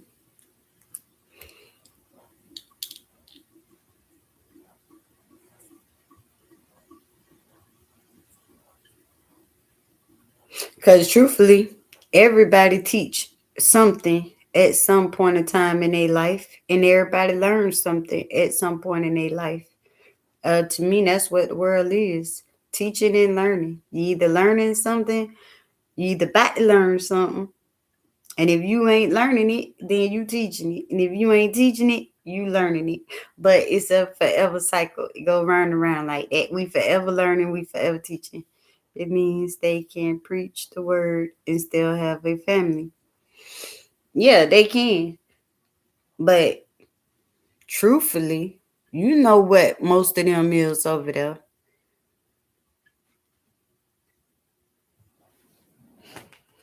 I mean, most of them ain't gonna multiply because for one, going into another man into another man can't multiply.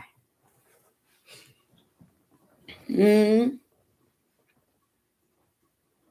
And let's be honest, they churches have the most complaints about what? Homosexuality, children um being taken advantage of by. They have more secrets in than a little bit. They're a whole totally secret society. And nobody keep most of their stuff secret because they know it'll be shunned. It'll be looked upon highly distasteful if people knew really what they was doing. But hey, you know, but if people really know, and it goes back to just like how I was saying that the queen and them love our girls, young blood. Well, them very cardinals and stuff, like young men, young men blood. Different organizations like different things, correct? And that's why I say too many, so many different entities. It is hard to understand. Not even hard, but why would you even want to know what the demonic or entities interested in and what they even want? I can't even care what they want. England history is a lie on who was royal and who wasn't. I don't know. All I know is about what they tell us, but we know most of that stuff is a lie. We know most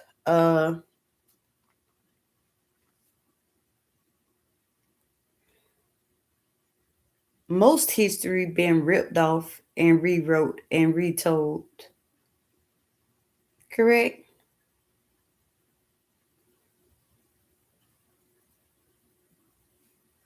The way I see it, a lot of people been ripped off, retold, and reissued.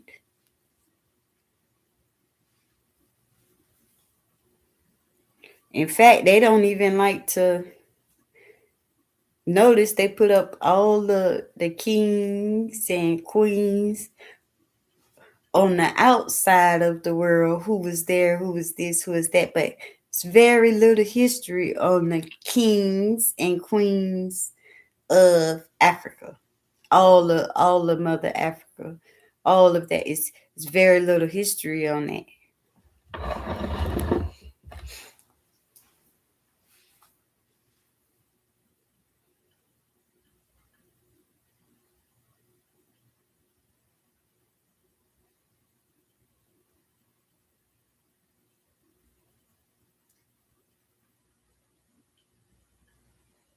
Yeah, because it's manipulated to fit into the stories that they want you to hear. It's always a terror. It's a terror in everything. Right? It's designed to make it fit. And when they know it ain't gonna make no sense, they rather just rip the whole page out, leave it like that, and leave it open for you to imagine an image. Is that what's your view on Holy Roman Empire? Oh man, you don't want to know. You don't want to know. For one, to me, the Romans strong arm everything. I think Rome still controlling America right now. They controlling America right now on the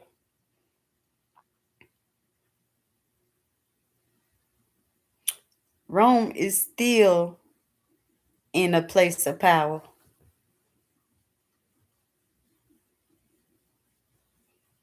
They still in a place of power.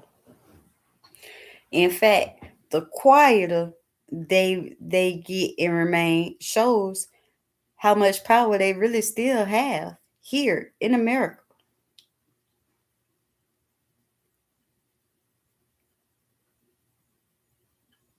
Germany had the holy. You know what? You hardly ever hear anything from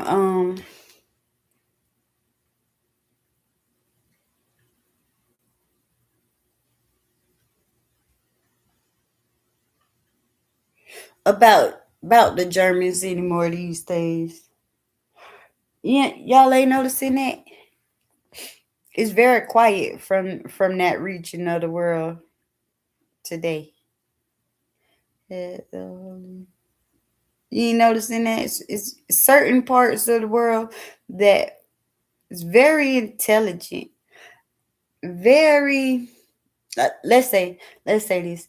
Germany, the Germans are very intelligent, uh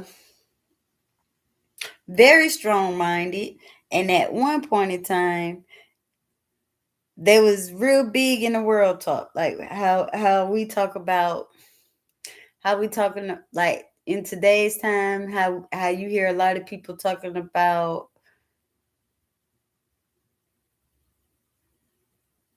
the popular countries. Let's put it that way. The popular places. You hear less and less about Germany now, but they should be. Notice I notice a lot about Germany. Yeah, I notice because they solid over there. That's they solid over there. And pay attention to the parts of the world that's just quiet. Ireland, Scotland, Germany, Sweden, all those places. Just think about how quiet they are in today's time. But when you go back in history and you look back in history, they was all over it. Right, right, right, right. So it's reason why all these places are quiet at this time, especially the Germans. They quiet because they checking everything out. It's, they quiet. They smart over there. They highly intelligent over there. Highly intelligent. And that's all I got to say about that. They very intelligent that way. Uh, you know, and I think that when people winning, they don't talk that much.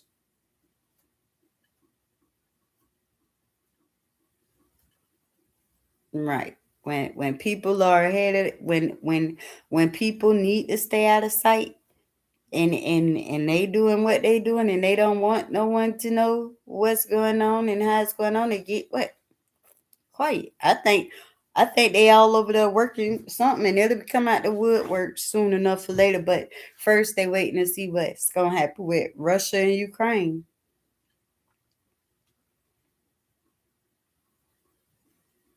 Because uh that war is affecting them. That war is affecting Germany and all of those places. Greece, all of them are being affected by this war here. And I believe that's why the world is silent on a lot of those places too, because that war, the divot in the lip to place finger.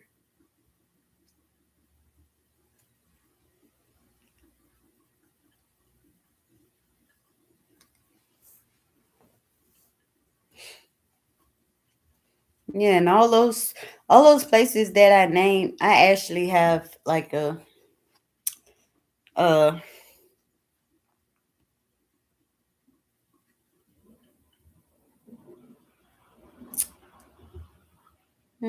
don't know how to say it. Was unnecessary. Was war is unnecessary. Yes, it is.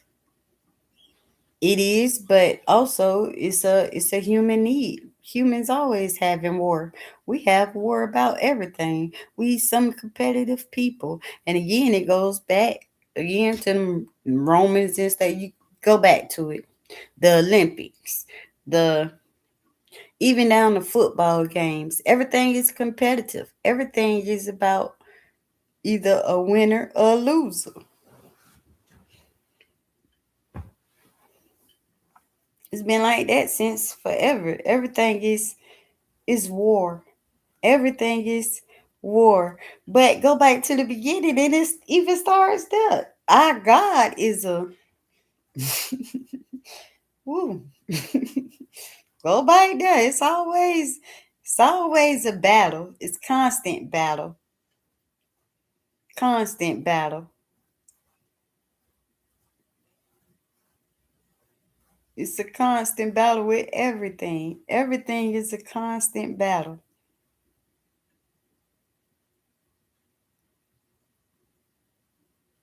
Hell, we as people are a constant battle. We as human beings are like as a one person is always a constant battle. Cause with yourself, you're gonna always battle wrong and right. With yourself, it's always a it's it's always a left or a right. Put it that way. It's always a left or a right. Constantly.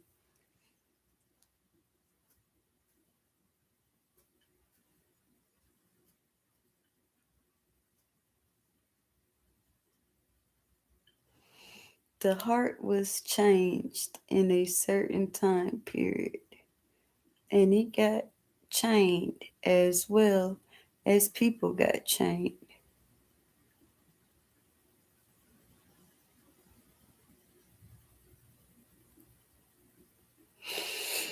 Man, the heart was changed when that lady bit that apple. When that lady bit that apple, good and bad came into play. When that lady bit that apple, all that came into play. When that lady bit that, yes, the heart is chained. It is. It's chained. But guess what? People don't even know their own heart. It's only one person, in my view, who knows the heart, who truly knows what the heart is saying, what the heart will do. And to me, that's God. That's why God say the heart don't even belong to us. It truly belongs to him. That's why he can tap in and know if you're real or if you ain't. Something was stolen during history. And what's that?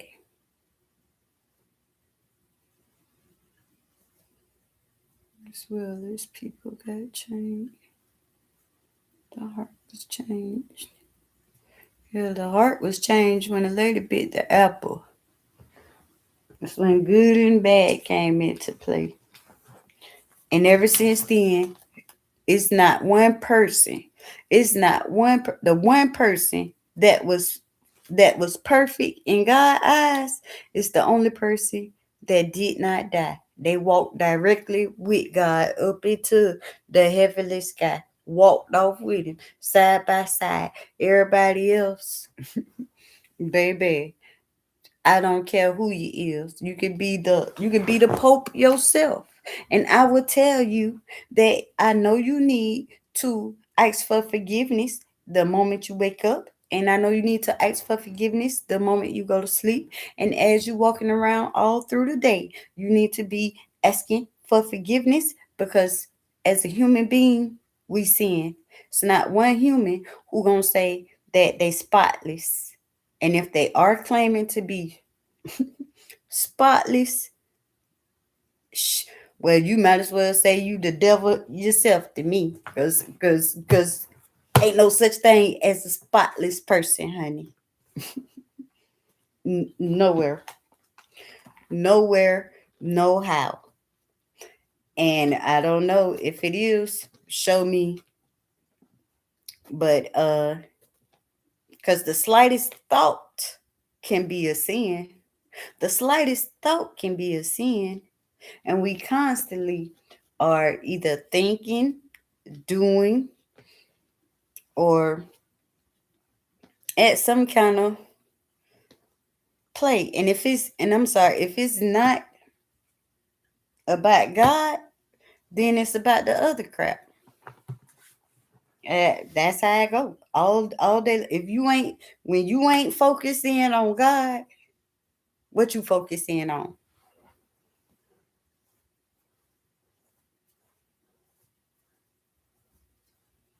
Tell me that. The minute you stop talking to God, you start talking to any other person, doing any other thing, looking, what's liable to creep in. So I think the most, the most accurate religion, I think, are actually the monks. The monks are the most holiest people I think still existing. The ones who are in constant prayer 24 hours a day. That's about close as you gonna get to a holy person. Is them on this earth. The one, not the ones who stop to gain fame and all that stuff and you know that. I ain't talking about them. I'm talking about them monks. That's just constantly 24 hours in prayer. Only time they stop prayer is to take a poop, a pee, and eat, and then they back in prayer.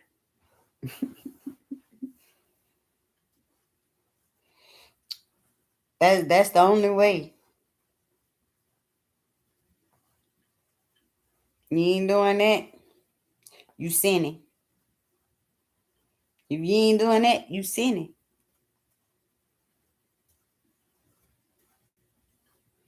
There ain't nobody gonna tell me no different.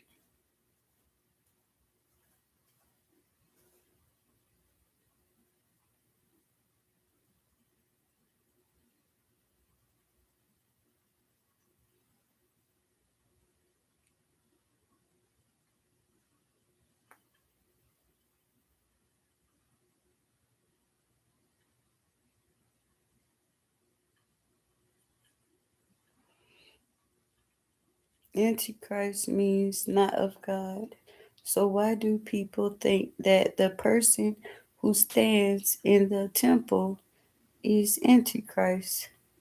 What if the temple ain't a place where you thinking, but a different place?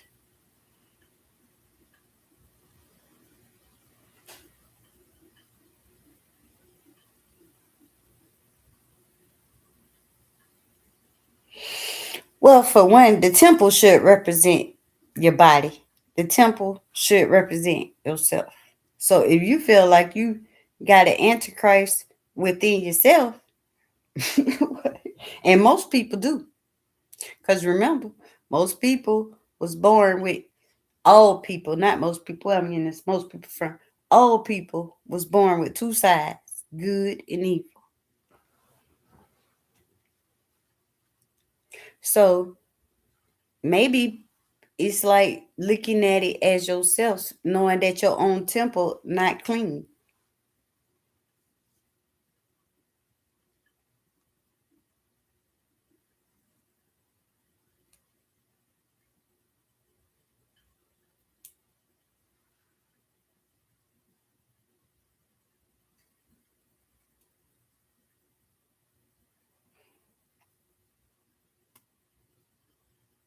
And what is Israel? Hmm. Is Israel not Jacob?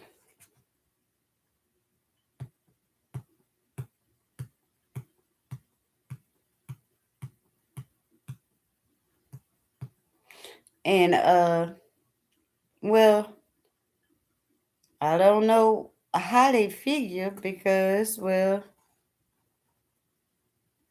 is Jacob not favored?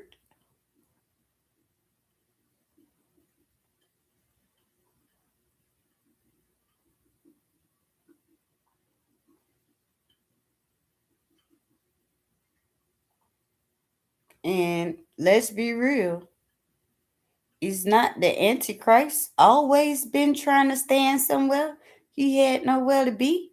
Like, let's be real. Did he not go into the Garden of Eden, and offer up Eve some fruit right there?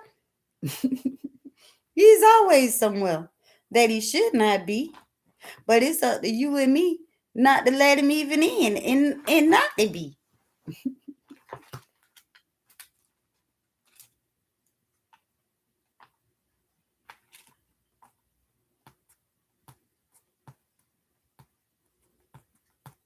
Yeah. Is Israel not Jacob? Is Jacob not favored?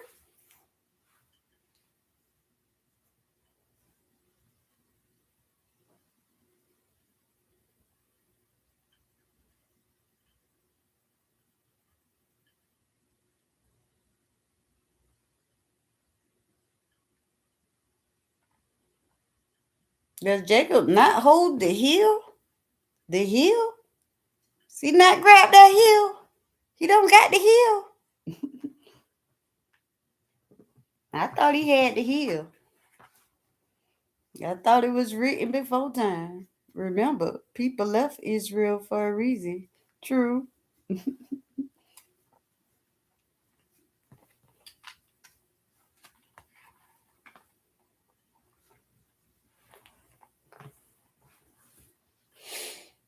But why? What was their real reason for leaving Israel? Now, mind you,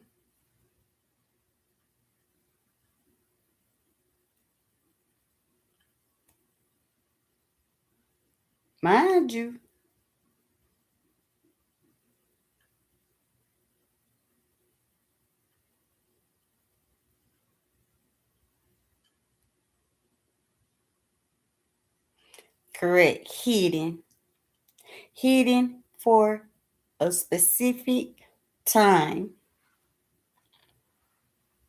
protected, not even hidden, protected.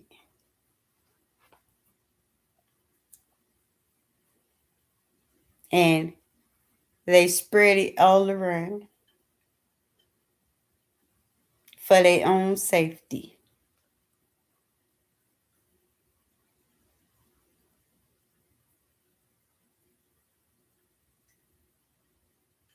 Not hidden, protected.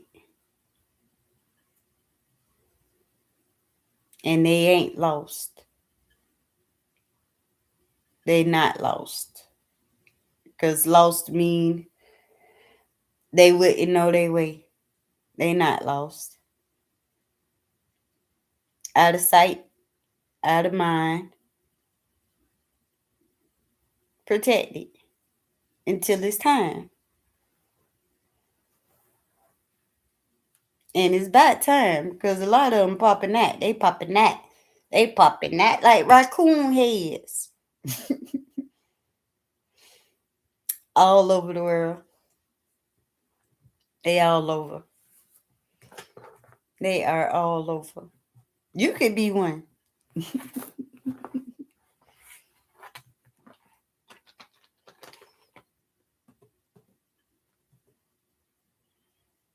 No, it's an army of them. It's an army of them. It's layers of them. It's layers of them. You know, some people like to say 100,000.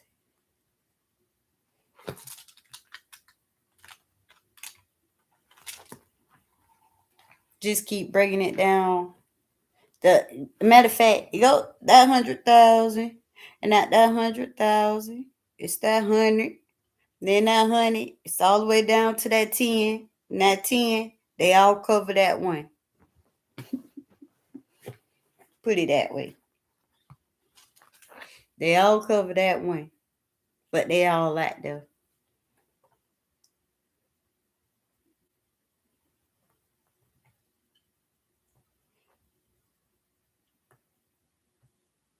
If I was, what would you think? It is what it is. You are who you are. I am who I am. We're gonna be who we're gonna be. That's what I think.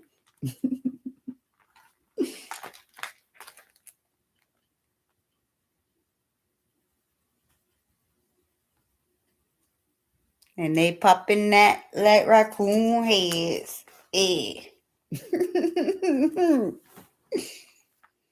Hmm. And it's not the ones who people think it's gonna be. No, they not gonna come from out your most fanciest, danciest colleges. They not popping out your kingdoms and castles. Oh no, they gonna come from places no one would ever thought to look or go though. Yeah, they're gonna come out, and they're gonna come out one by one, one by one. And when it get to the real one, no one is gonna know. Cause again, these it had to be a it had to stay protected that way. Like you say, you got so many people running around trying to find something. And matter of fact, why would they spend so much of money, time, and everything else searching for certain stuff? Go all the way back to the Holy Grail and all of that stuff. If none of this stuff had any truth or meaning to it, why is it so many archaeologists and everything else running around to in the search of this stuff? And if they running around in search of that, do you not think they running around in search of the 100,000, the 140? Do you not think they running around looking for them folks? They must stay protected. Must stay protected. Cause if not, baby, let me tell you something. As loving as people want to claim they are today, as kind as people want to claim they are today, look at numbers. They not. Look at the numbers. Whenever something raunchy and crunchy come out, the people adore it. Whenever someone tries to come out and give the truth of light, the people hate them. The people will crucify them. So therefore, it must stay hidden. Look at the world. Now, they won't have a chance messing with the people of the world today. The world is so evil and corrupted in all kind of ways, and is led by evil. So we have people being taught evil from day one. I've been taught evil. You've been taught evil. We've been taught evil. A majority, and it's only the inside of you, the other installment that we are all born with that tells people, like, you get a feeling of something of you, like, no, this not right, and that's why you have so many people gravitating towards the light, a light they was never taught. However, they still gravitating towards it because it's built inside yourself. It's it comes built in. It comes built in. The beholder is a part of everyone. Everyone is part beholder, and everyone is also part of the other. Okay? Look at me sitting here, part God, part devil. I'll use me as an example, okay? Because a lot of people don't like to admit that two is inside of them. But however, if you read this book, you would know that the fruit was tainted. The fruit is tainted, and it had to grow along with the flowers, and the weaves grew in together. They had to grow together in order for both of them to live. Now, as the weaves and the flowers grew together, Cat Williams said everything will be coming out in a legit. He funny, but he's selling that now too. You see, he everywhere. The man he claimed he didn't like, and he ain't want part of that world. What it is? What that other comedian is? Kevin Hart. Now you see Kevin Hart and Cat Williams, they doing a lot of linking up, right? Cause see, they seen that Cat was about to, be letting stuff out, telling stuff. Now they can't let that happen, so they had to bring him in. He in there, and they know that. Well, people was leaning on that he telling the truth and all of this and stuff. Now, so I would watch that. I pay attention to that cat, cause that cat finna change up on y'all. Yeah, he was on the Kevin Hart roast thing on the Netflix special. I just seen him on another movie with Kevin Hart. They bringing him in. They done throwed at him what he. Guess what? He only was telling because he felt like he wasn't getting enough of validation or his money wasn't right. So he ain't come out right. He wasn't coming out from the holiness of his heart. He was yelling because he was angry. He felt unvalidated. He felt like they weren't giving him enough for what he felt like he wanted. He ain't no damn body. I would say F Cat Williams too.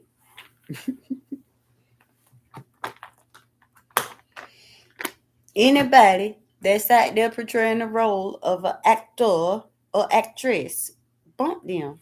Because they all in the same madness. The entertainers and the politicians ain't nothing but actors and actresses. Our whole, matter of fact, our whole entity, the whole United States, the everything, is they just full of actors and actresses.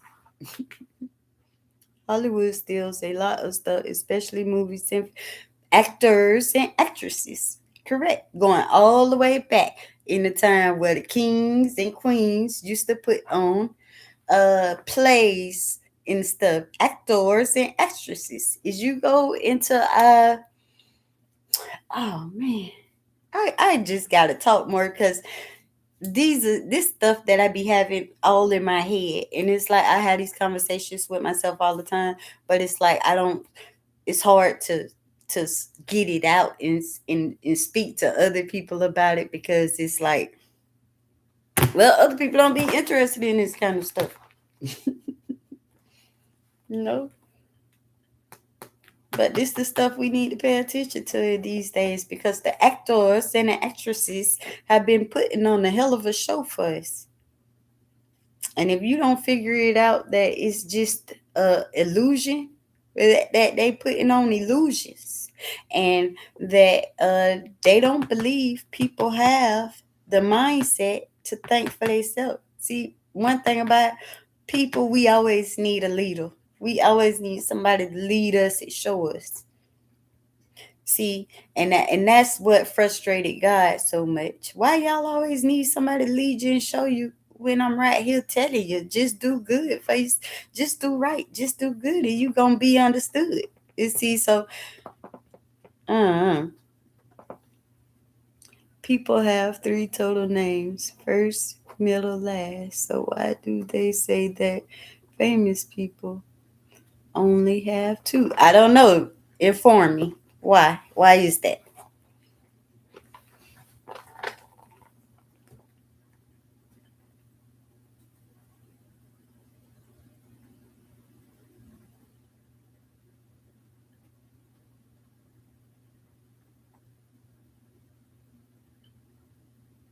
That I don't know.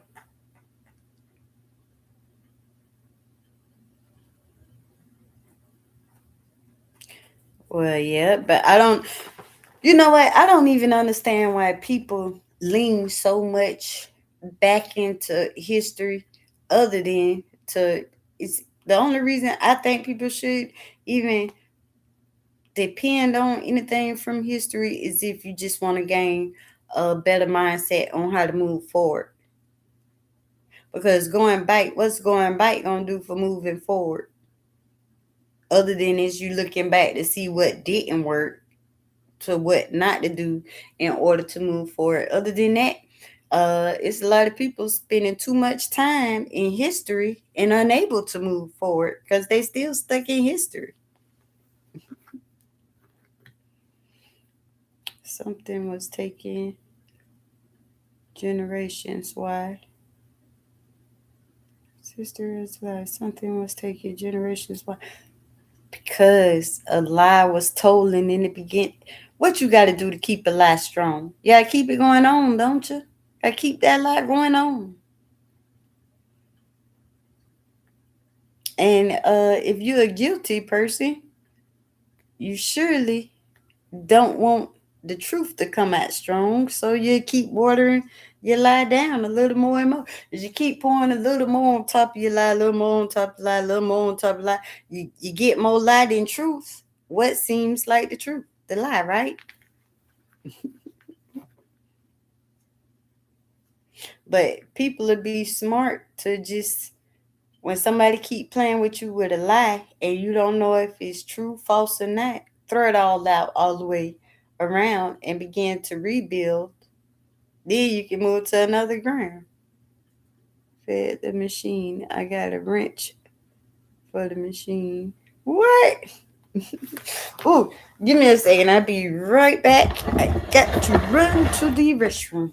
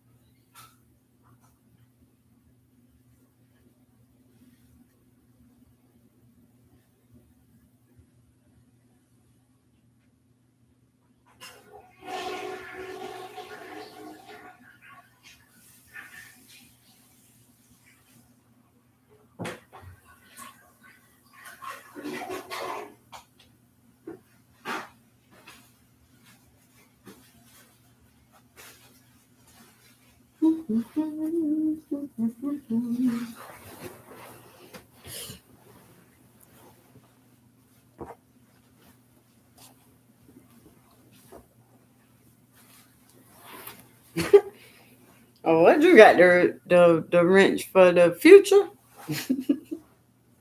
Because I think it in order for the world to have a better future, they're gonna have to let some of this past stuff go. Now, what's your take on Kayon West? That's what I want to know. Is you think he crazy?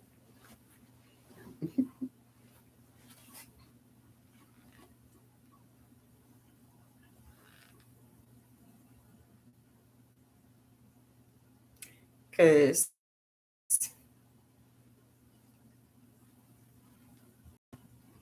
Kayon West.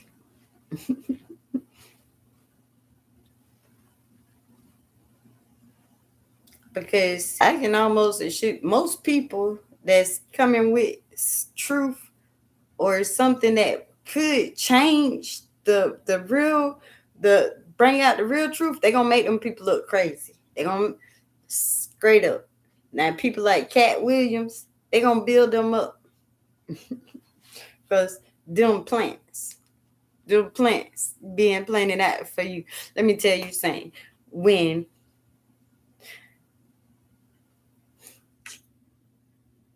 people who are rejected by mass mass amounts of people, but they be tried to be made out as crazy or lunatics and stuff. Please believe it's a lot of truth to them people. That's why they being hushed. That's why they being shut up and tied down and trying to be kept down under the rule of a thumb because they got true wisdom. Witness sign with any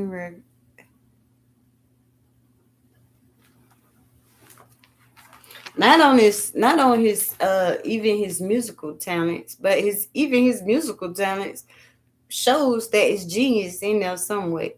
Now I don't agree to everything the fool say and do, but could he be one of the 144? Hmm? Pay attention to who they try to keep shut up and tied down. That's them the ones you want to try to hear what they got to say. The ones who they try to, I guess what they call it, quiet on the creek. The ones they try to quiet on the creek. Pay attention to them. Record labels are again part of the actors and actresses, but they just a different kind of gatekeeper. They keep the instruments under control, because instruments, believe it or not, instruments, musical instruments like guitars, flutes, harps, and stuff, they are magical instruments. They do play frequencies, and man, it's stuff so real. It's just know music is magic. Yeah. And all the problems that we having in the world, I know people think there's no way that the music industry, politicians, and Hollywood can all be combined together and rant by them damn red cardinals. But the cardinals are running all of them. Them the cardinals, they running all of that. It's not. It's like people think, right?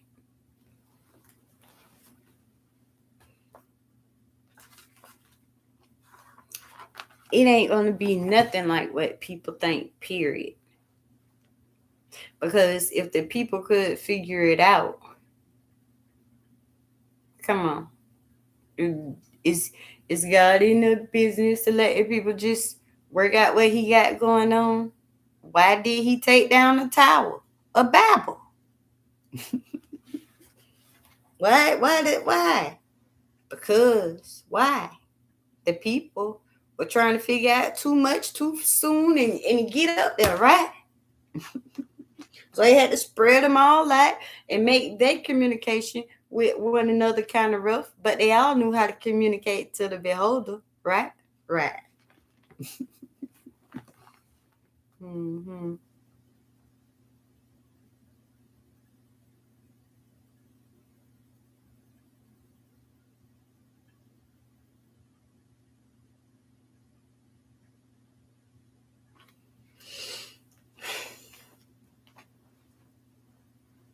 Well, I guess if you know, then you know.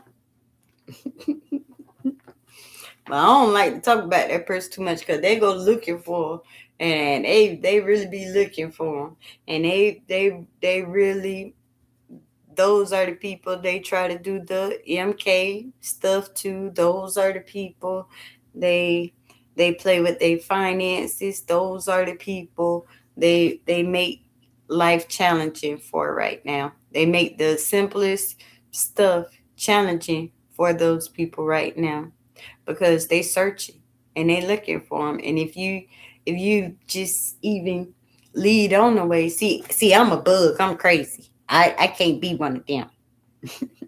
I'm a bug. I'm crazy. Everything I say on here, I'm speaking strictly from theory, curiosity, and I'm not part of no entities. I'm not no preacher. I'm not no teacher. I'm not. I'm not none of that. It's just only me wanting a few people to know that they can get close with God by reading and just gaining a understanding with the Holy Word, you know, because it's some dangerous people out there in the world today, and they going after people.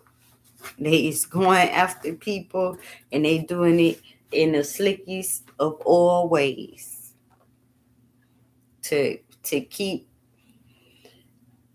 the ways that they've been going on for all this time. They want to keep those.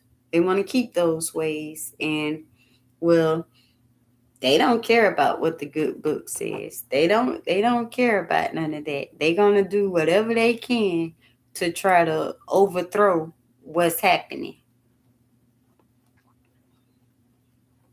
That's just the way I see it. They're gonna people are out there working. I know you don't, but them Knight Templars out there working. They working. You hear me? They still exist in the world today. It's going down bloodline after bloodline. Let me tell you something. Them Cardinals, bloodline after bloodline. Because in order to become, let me tell you something. All them Cardinals that stand around in them red coats, they hoping and waiting to be the Pope one day.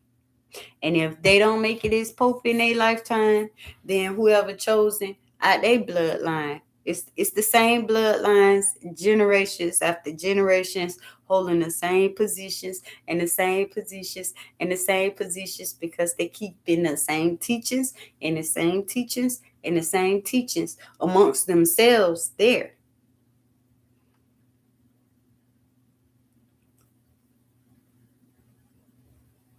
No? Yeah, you little slickster. Little slickster there. Yeah. But yeah, so people just got to be careful. Just want to be careful because God protect his people. You know, they don't have mothers. Those ones, they don't got mothers. They don't got fathers. They don't got sisters. They don't got brothers. It's just been them by themselves. And God teaching them, talking to them in their dreams, they they they visions and everything else. It's he's something, and he got it. Just put it that way. Those one is ain't a soul know who they truly are. They don't even know who they are. Even though you'll have a few running around claiming that it's them, I guess we know that those would be,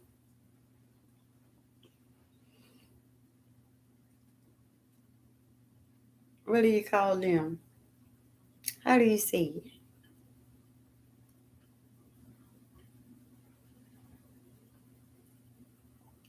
I might be a fruitcakes.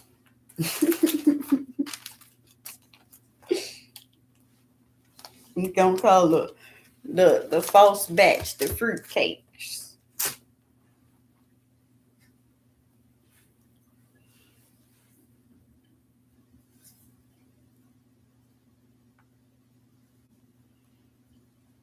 The fruitcakes.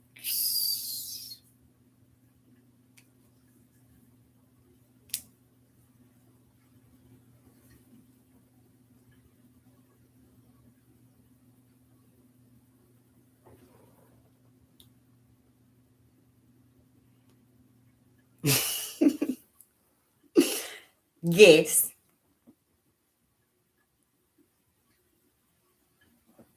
Ew, that is the worst thing. I do not like holiday fruit cake. I can't stand that stuff growing up. And it seemed like my grandma didn't even like, I didn't even understand why people bought fruit cakes and they never ate them. Most people never even ate the fruit cakes. It's hard to see them now in the world today, I guess. The children say they got tired of seeing that stuff. It's hard to even catch a fruit cake right now in these time and days. But I remember growing up with my grandma and stuff. I'd be like, why is we always got these nasty ass cakes? Hmm. But you gotta guess what kind of food I like to eat. It's most black people love it.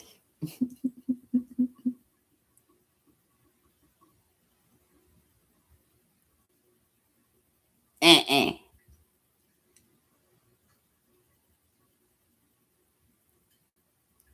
Mashed potatoes, gravy, dressing, and cornbread.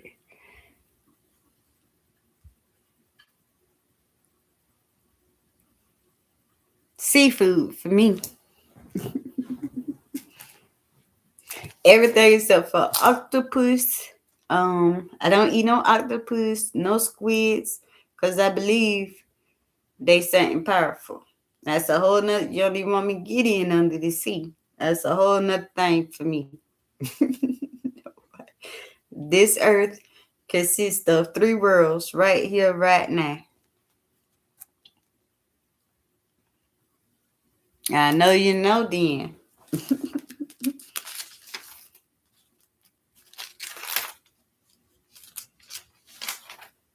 Lord, the fresh it is right out the Gulf.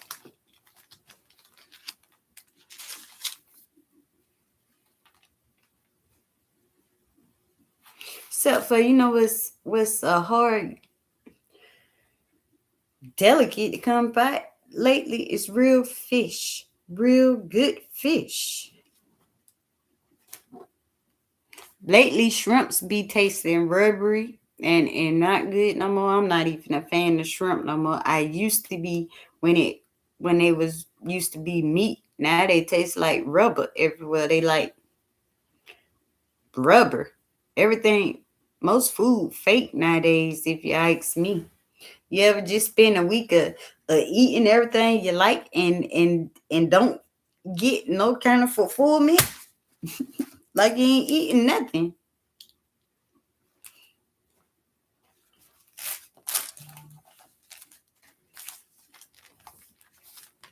Like you don't hardly be eating nothing. Nowadays, it's even to a point now we got to worry about if the lettuce and the tomatoes is safe. Healthy food ain't even healthy no more.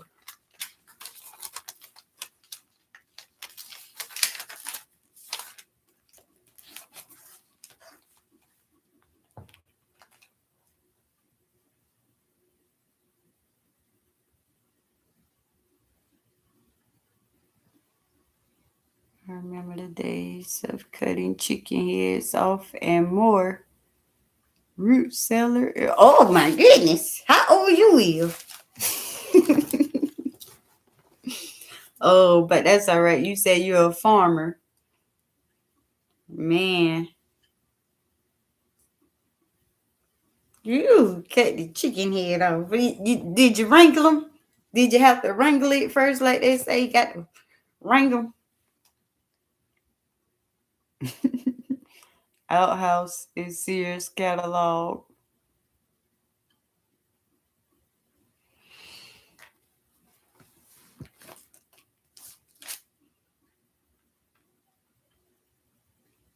Mm-mm.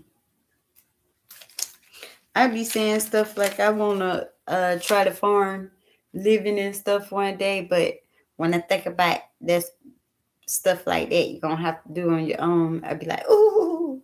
But then I'd be thinking like, wait a minute, we coming up in a time and place in this world where you might have to wring your own chicken anyhow. You might have to do all that kind of stuff yourself anyhow. And I'd be wondering, can I do it? Will I be able to do it? Or will I starve? I don't know. It's either chop the chicken head off or starve. I don't know.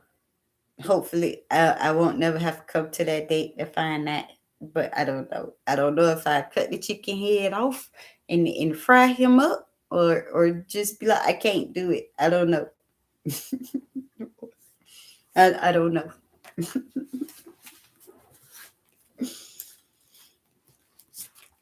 I might turn into a vegetarian or something that day if it ever come down to it.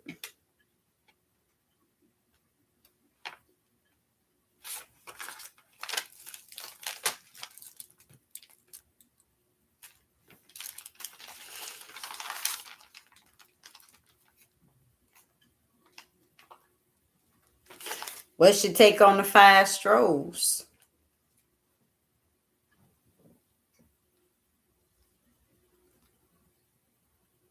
Back in the days, farming. Oh, you must be from Mississippi or something.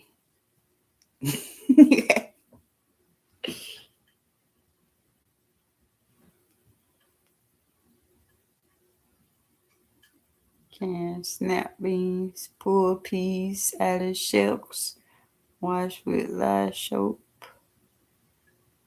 Washed with lye soap and mo. Oh man.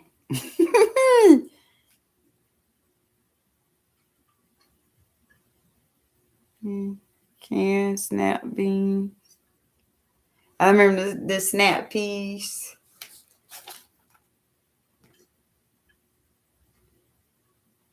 Very.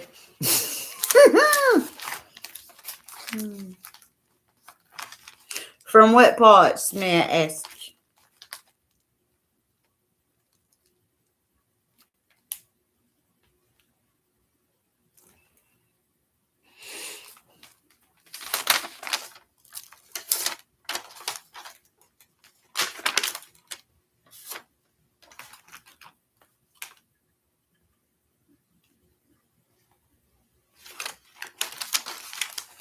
Nothing wrong with that. We need more people who grew that way, because then people would know how to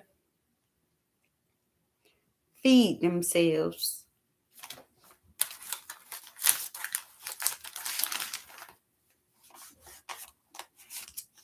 If that makes sense. We need more people who grew up that way. And these days, to be honest, we need more grandfathers in the world today. We need more grandfathers than grandmothers in these time of days. And I say that because we need grandfathers that teach the fathers that their names and they passing downs need to be done the correct way and all that stuff these times and days. Because in these times and days, they let the grandmothers do all the teachings and the raisins and everything. And now look where we at in the world today. And I know I'm a woman. And parents need to be parents, not the children friend.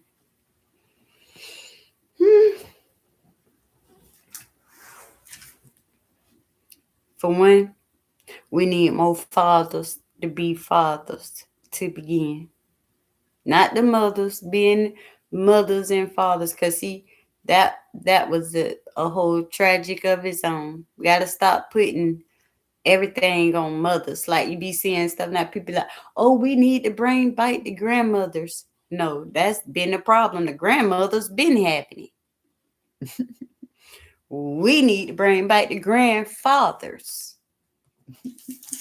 The real grandfathers, the grandfathers that ran the household, the grandfathers that kept grandma uh safe, kept in soft fold.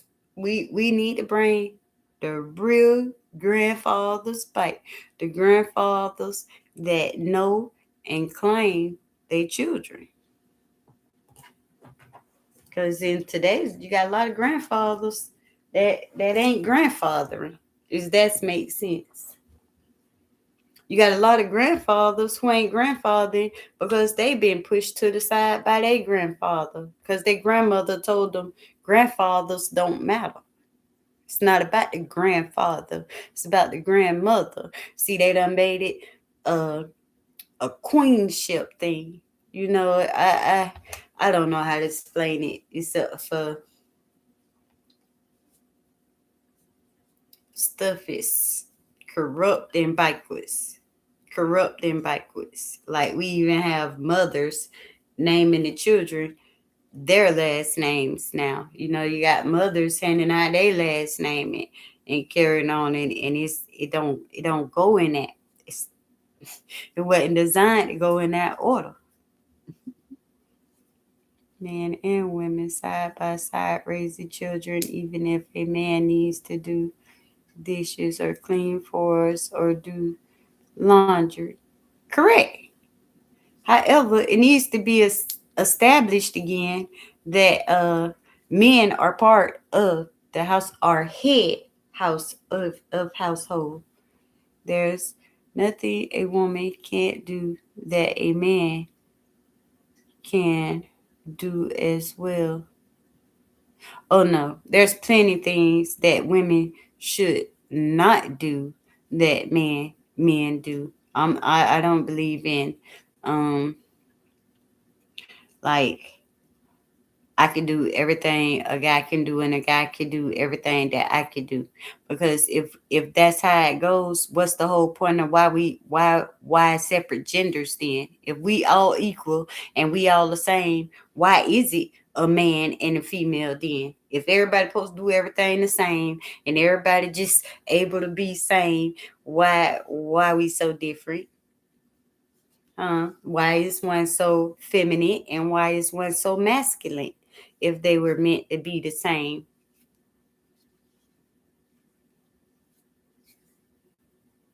Period. They were not.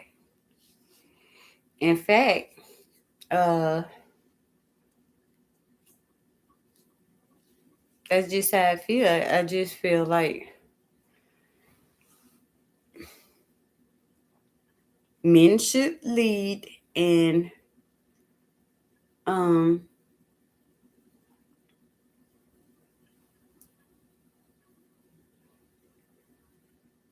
no. I mean it could be like that, but that's to me, no. That's not it. It's he went into a lot to make sure that it was a difference there for way more reason than just being boy and girl. So it's a lot went into making the two, and it's a lot went into keeping the two different.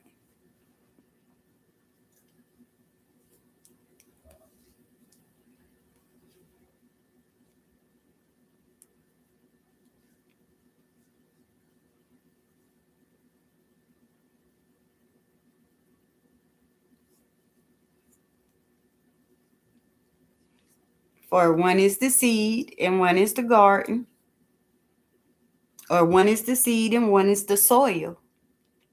Seed and soil.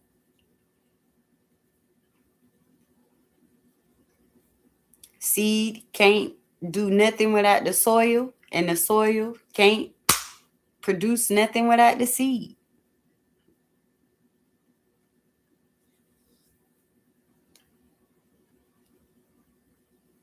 I don't know. But did you know Mel Gibson 100 years old?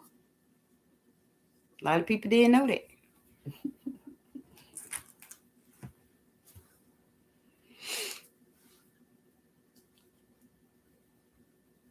I do not know. But I do know I find it amazing. He 100 and don't look like it.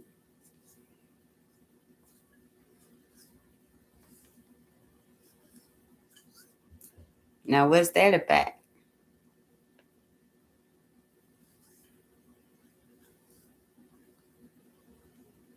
And Mel Gibson. That's funny that you even said that name because I don't even uh think about it so much, but I do believe he holds a lot of secrets. I do believe that he got into this agriculture thing, and I do believe he knows some things. I got family 107 years old. Good, good. Blessed be the family.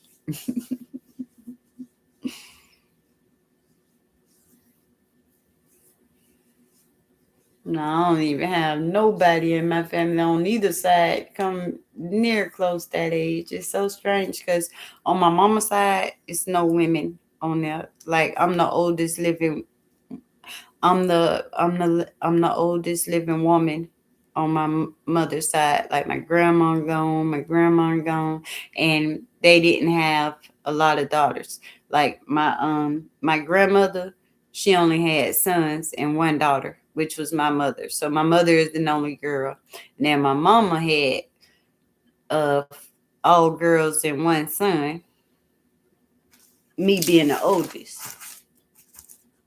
So I don't have a lot of girls on my mama's side, but my daddy's side is full of the garden tools.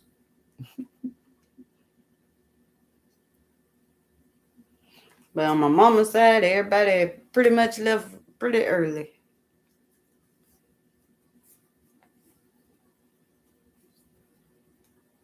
Mm.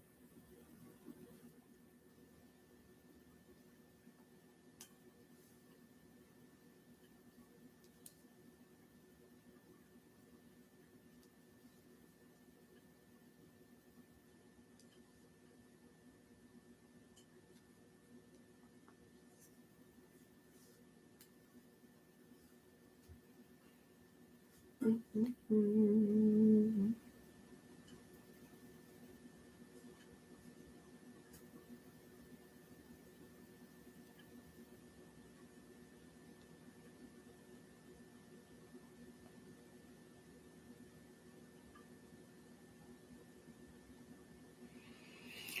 I believe it's just the world conditions. Like I feel like this. Once people figure out they have the power to do stuff, they not gonna just let it stay there. So the the the longer they been able to, I don't know. I just feel like it's people out there playing God.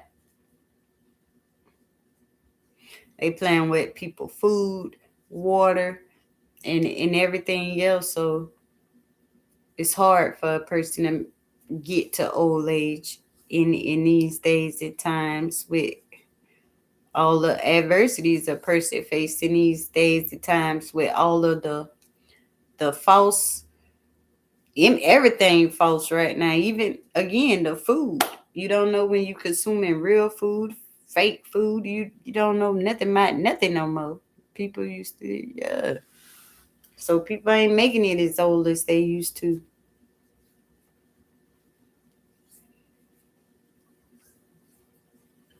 But what's crazy, it's the people that's making it where people not making it as to the ages they used to. And that's weird to me because how you have people that is trying to eliminate the amount of people that's here on the earth when they part of the people. So don't they know that when they are running these test runs and putting all this stuff out there, they put themselves up for a sacrifice as well. But maybe they so power hungry and tripping off of whatever they tripping off of, they don't realize that they putting all humanity at risk. And I'm gonna say it, Bill Gates to start with. He must don't realize that he put himself up for risk. He's so headstrong on whatever he's so headstrong on that he don't realize that he ain't even multiplying. You know, he not even multiplying. He don't even realize that he not even leaving behind his own bloodline. But hey, that's how people with them corrupt minds, they don't even think about that. They be so, ooh, I'm pinky in the brain. They forget about common sense stuff.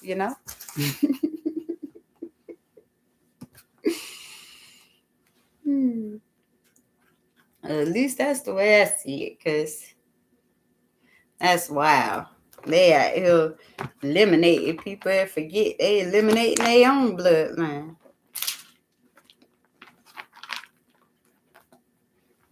I believe that's why he going so hard to try to stop the birth of our people, because well, he ain't got none. He ain't got no bloodline to leave behind. He got all the money, all the so-called wisdom and everything else, but he don't have a bloodline. Ain't that something?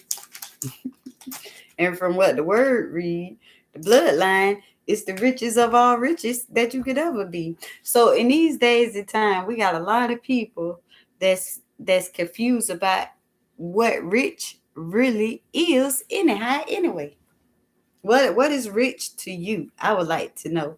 Is rich to you having lots and lots of money and things without anyone to even share it with? Because some people, that's what that gold fever is called. Gold fever, will trick you out of believing in a lot of stuff, you know.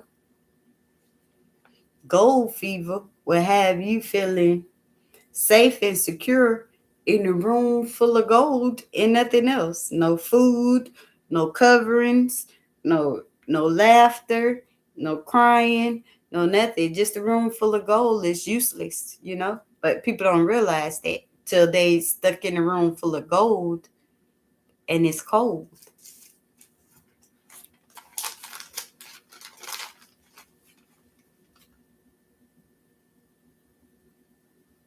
Yeah, and that man got a lot to do with our girls too. That Bill Gates guy got a lot to do with our girls being missing too. Whew, but I better stop talking about our girls and stuff because I know who don't want to come up missing.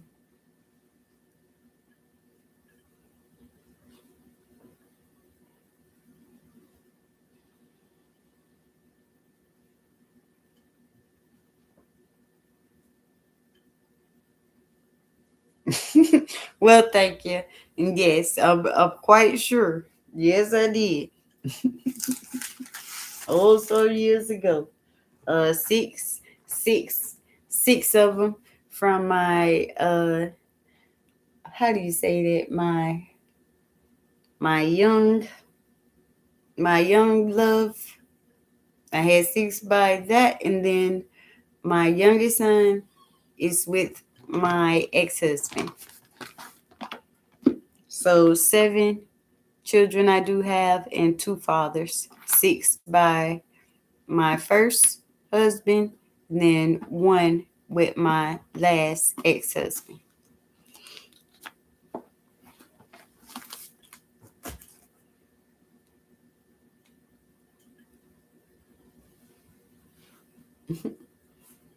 So yeah, but and I do agree.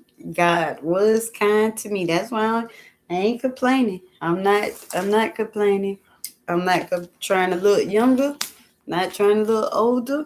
I'm happy with what He gave me, how He gave me, and I really think He took His time with me. Not trying to sound um cocky or headstrong or nothing, but yeah, I feel blessed by how He took care of me with His moldings. I do. I'm really grateful and appreciative for that to the Lord.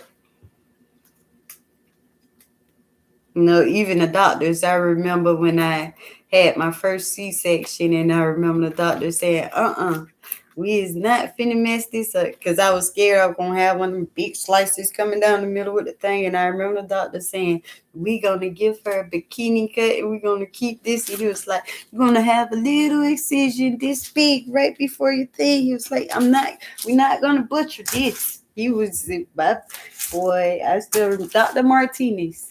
Matter of fact, what's his name? He was like, we're not butchering that. He's like, he told me I had a pretty one. And he was keeping it pretty, and he did. So I've had 3 C-sections, but you can't tell because the doctors were so nice to keep everything how they wanted. They made sure the scar is only like that big.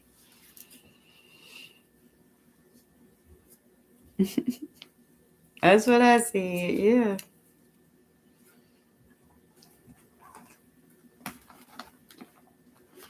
No, I don't take it as disrespect. It's actually a part of art. I think the human body is art. So I see myself telling women I find them beautiful and stuff in many multiple ways all the time, with no kind of ain't no homo shit. That's just I like art though. I have a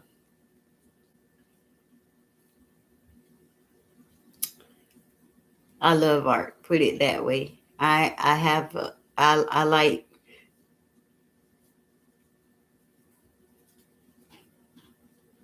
to view creations.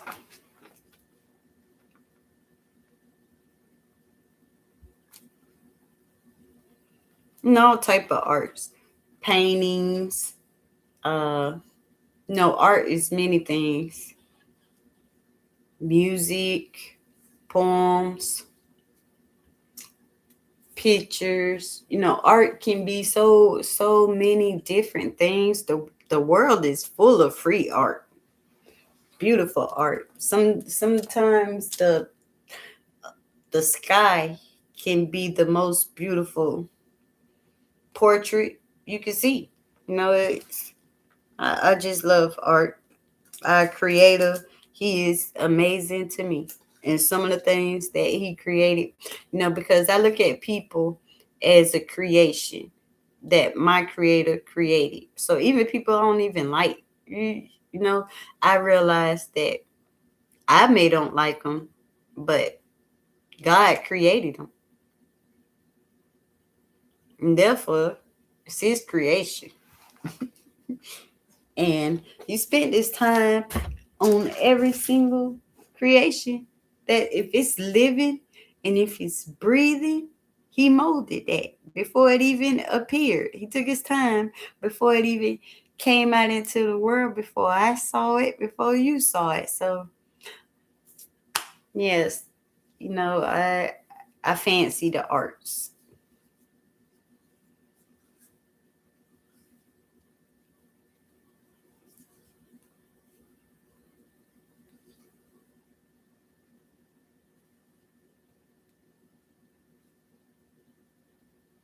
And opera.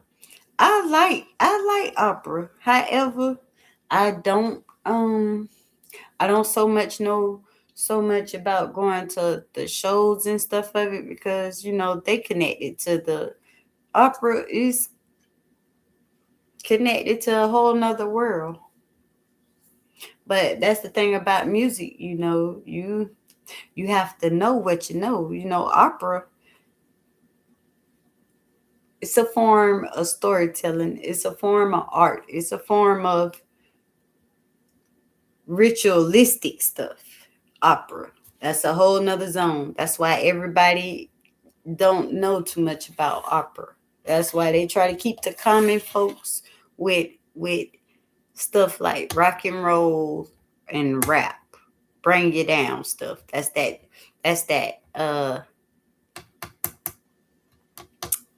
low frequency music is what they try to issue out to the people. Low frequency music.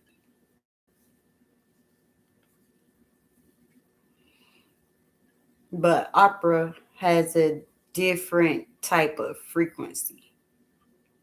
Classical music. I love classical music. People wouldn't even believe I listen to Mozart, Beethoven.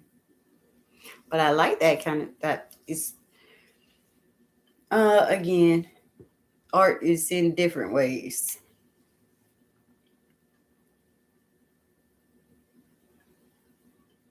It's expressed in different forms.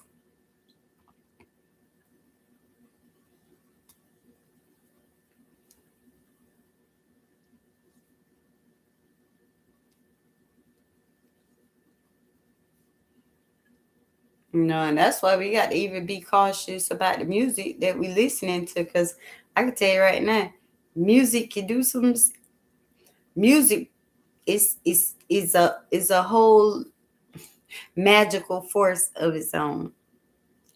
Magical or spiritual, however you want to say it, but music music is a force. And if I was people, I would get to know all music. I would get to know the instruments. I would get to know, you know, the notes and stuff. Because I have a lot of musical children. Like, let's say all my daughters play instruments. One play the one plays all percussions, and she reads and writes music. One play the saxophone. One even plays the what is that? Kaya play that big long. what she call it, batoon or whatever it is, and the other one she likes the flute. So my daughters are very musical, and each one plays an instrument. Music for 20 years. And but me, myself, I don't play any instruments or nothing like that. I just have a love for it. So I seen the that I have for music come out in my children.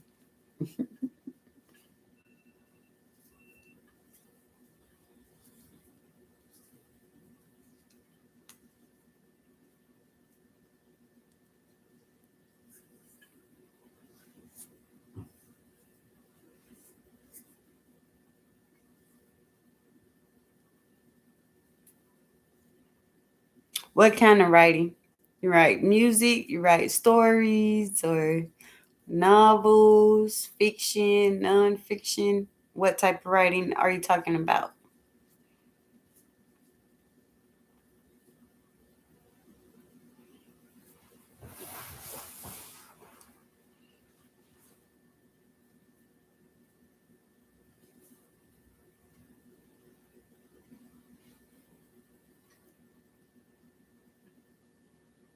Because I write. I write all kind of stuff. Though it depends on my mood. I could be, if I'm mad or secluded or something, I can write a book in no time. Uh, depends. Depends for me. There's famous songs in the world that are really mine. Really, such as, give me one. Throw it on that though.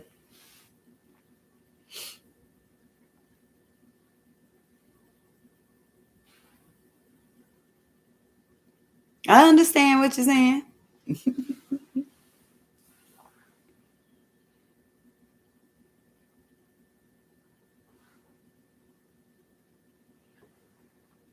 The Roses.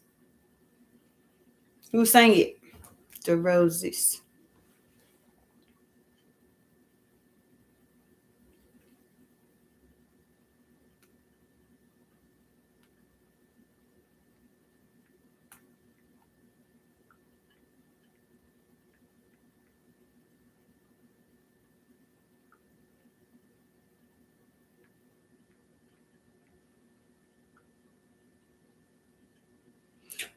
By Bat Miller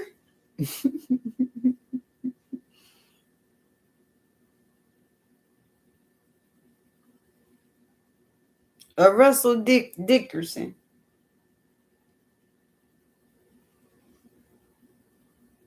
Yeah, two versions here.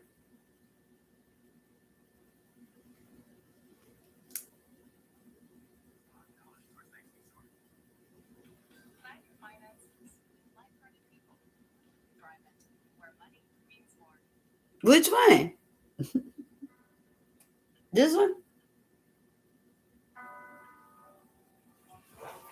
I can lay right here underneath these sheets. All now I'll even my right arm both fall asleep.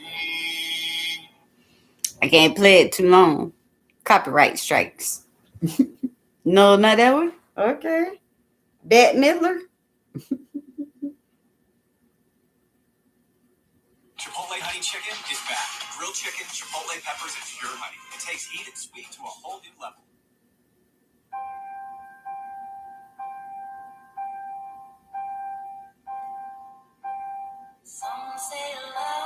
Some say love is it is a river. That one?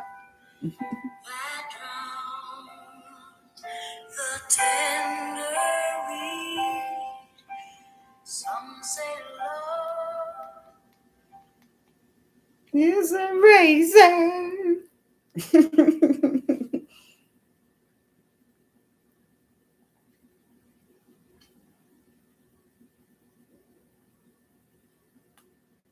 Mary, the rose, the oh, it's come from a movie.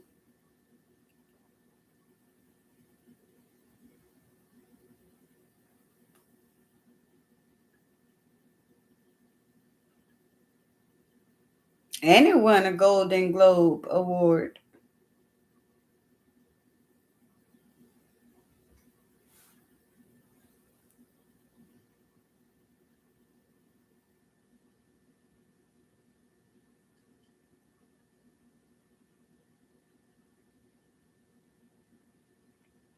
Came out 1979.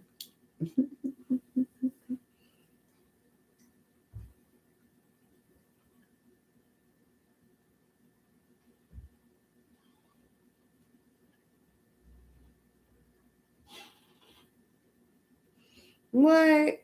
And now I just find out she was from Florida. Well, I just found out a lot about Bette Miller by just looking up there. So I just found out she from Florida.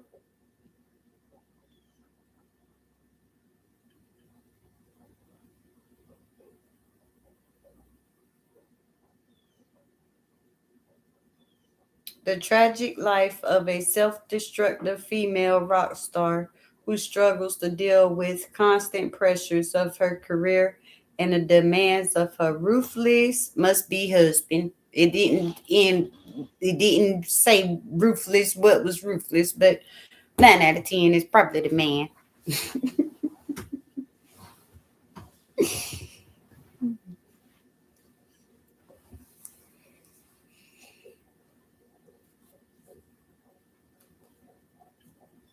Well, I appreciate you screaming with me on this here live this morning.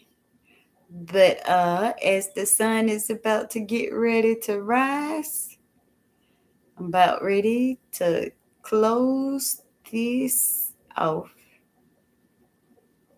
So, you got anything else you want to chitter chat about right now? And if not, I'll catch you later. And I appreciate you uh, chatting, Mr. Myers. One hell of a name you chose there.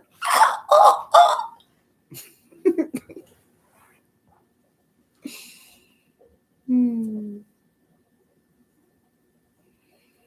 But now I must say goodbye, goodbye, goodbye. But I really enjoy your chat, so I hope to see you around and catch you next time. Have a great day there now. And over everything, stay blessed and covered.